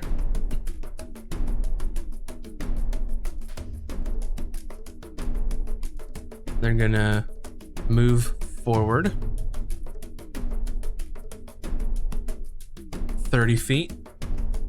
They pick up a heavy crossbow that they're wielding, and they're training it on closest person is going to be Hayden. So he takes a shot at you, Hayden. I'm still with this- crouching down. He's invisible, You I are- think, right? He's No, not I'm- invisible, but you've got half cover. Oh, so you've got plus 2 cover, to your yeah. AC. With the heavy crossbow, it's only a 10. Miss. It looks like that they are more adept at sort of strength-based fighting. Big burly looking guy, but he's doing everything he can to try and reach out and touch someone with this heavy crossbow, but can't do it. Up next, this scout here with the boat sort of being pushed away, they're gonna have to make their way downward to this corner here. And I'm going to make an acrobatics roll for them. See if they can get off that roof safely after you all, and they succeed. So I will have them shoot at Cooter with their bow. That is an 11, so they miss. They will fire Yeah, she's still in again. her shell screaming. They fire again at Emmy, but I rolled a 7 again, so it's an 11. Wait, it's 11? That hits me. An 11 hits you. Okay. Yeah. Oh. I'm a less squish. We are so squishy. Yeah. You will take 4 You piercing are- damage. Oh, ouchies. Ouch. Up next, this acolyte is going to move 30 feet. After that And thing hits Emmy, Hayden just shouts, "Please find cover."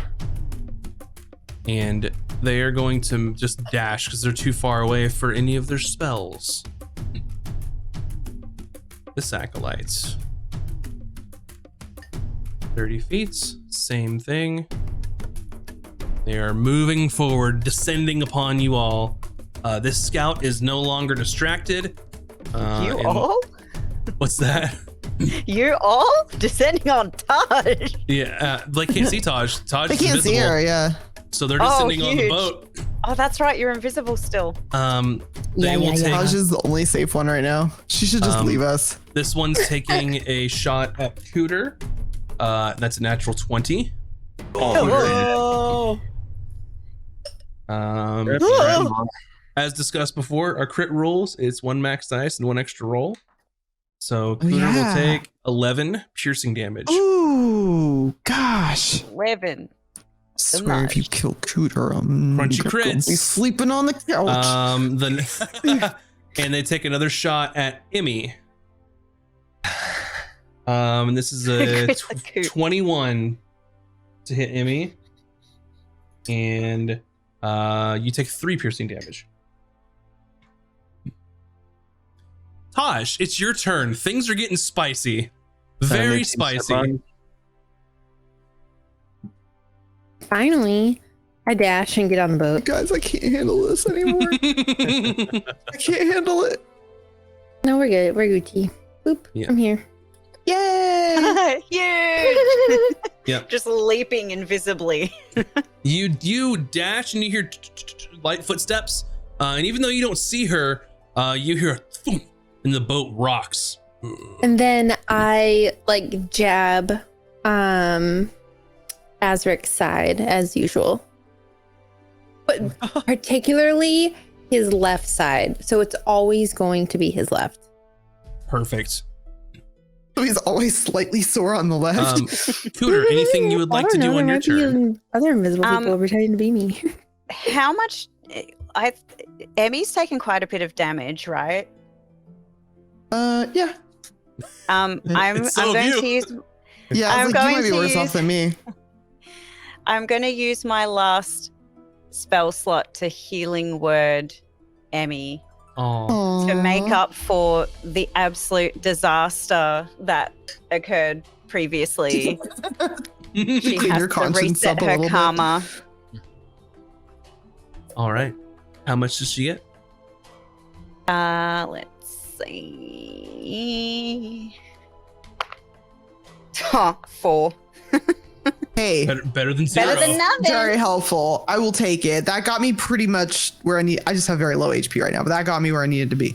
I'm in, Yeah. the, Alright. in the realm of happy. And I will Cooter's say sick, so. at the beginning of the next round, having both Hayden and Azric capable sailors, both in their own rights. Both being proficient in vehicles, water. Smart move. Ooh, I was worried you guys were lying about that. I was real scared. You are both able to get this small boat underway as you leave this dock of Rosidon as fast as possible. Just shout to Azric. I was like, let's catch some wind. You got it, buddy. And as you all push away, arrows, spears being thrown at you, as you get out of range, the arrows start hitting the water. You're all able to take cover in the boat.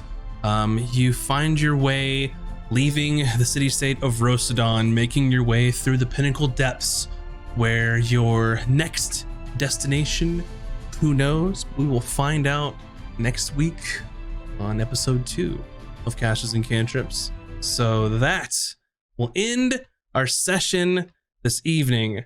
I hope you all enjoyed episode 1 of this campaign. Smart move for you all to get the hell out of there. Yeah, I'm gonna heal say Cooter that. back real quick because I don't want to forget next time. So Cooter, you're getting some heals. And I will say thank you all so much for joining us. 15. Thank you all for watching, for all the support. It really helps the channel. Thank you. Oh my If you haven't, gosh. please go follow us, or go subscribe to us on YouTube as well. It would help us out so much. But what I would like to do is something we do here at Caches and Cantrips at the end of the session is I like to run a little poll to determine who the MVP was for this session. And what I would like to do is I will have all the characters here in the chat for you all to vote. And at the end of the episode, I would like all of you to take 30 seconds or so to tell the chat why you deserve inspiration for next session, because whoever gets the highest MVP votes will be the one that gets an inspiration for the next session. So we will start in character alphabetical order. You're on the clock. Moobs, tell him why Azric deserves it. Azric deserves the MVP of this session because not only is he so dashing and handsome, he also had the intellect to jump on the ship and get it ready to set sail because he knew that Taj was going to make it in time and we will sail off into the sunset, or sunrise rather. Thank you. Amazing. Cooter. Kuda deserves the MVP because she's just great at everything she does, really. Because you see, there was this one time that she was on another adventure and she couldn't roll to save her life. And then it just ended up being a whole mess, really. What was the question again? Amazing. Emmy, you're next.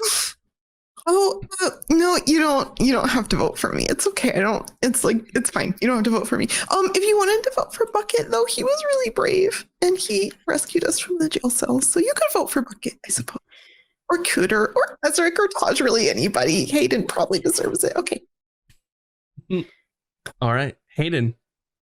Well, I am also a fairly handsome lad. And you know, I was sort of along for the ride, so I'll have to tip my hat to either Emmy's crab on this one or Grandma Turtle.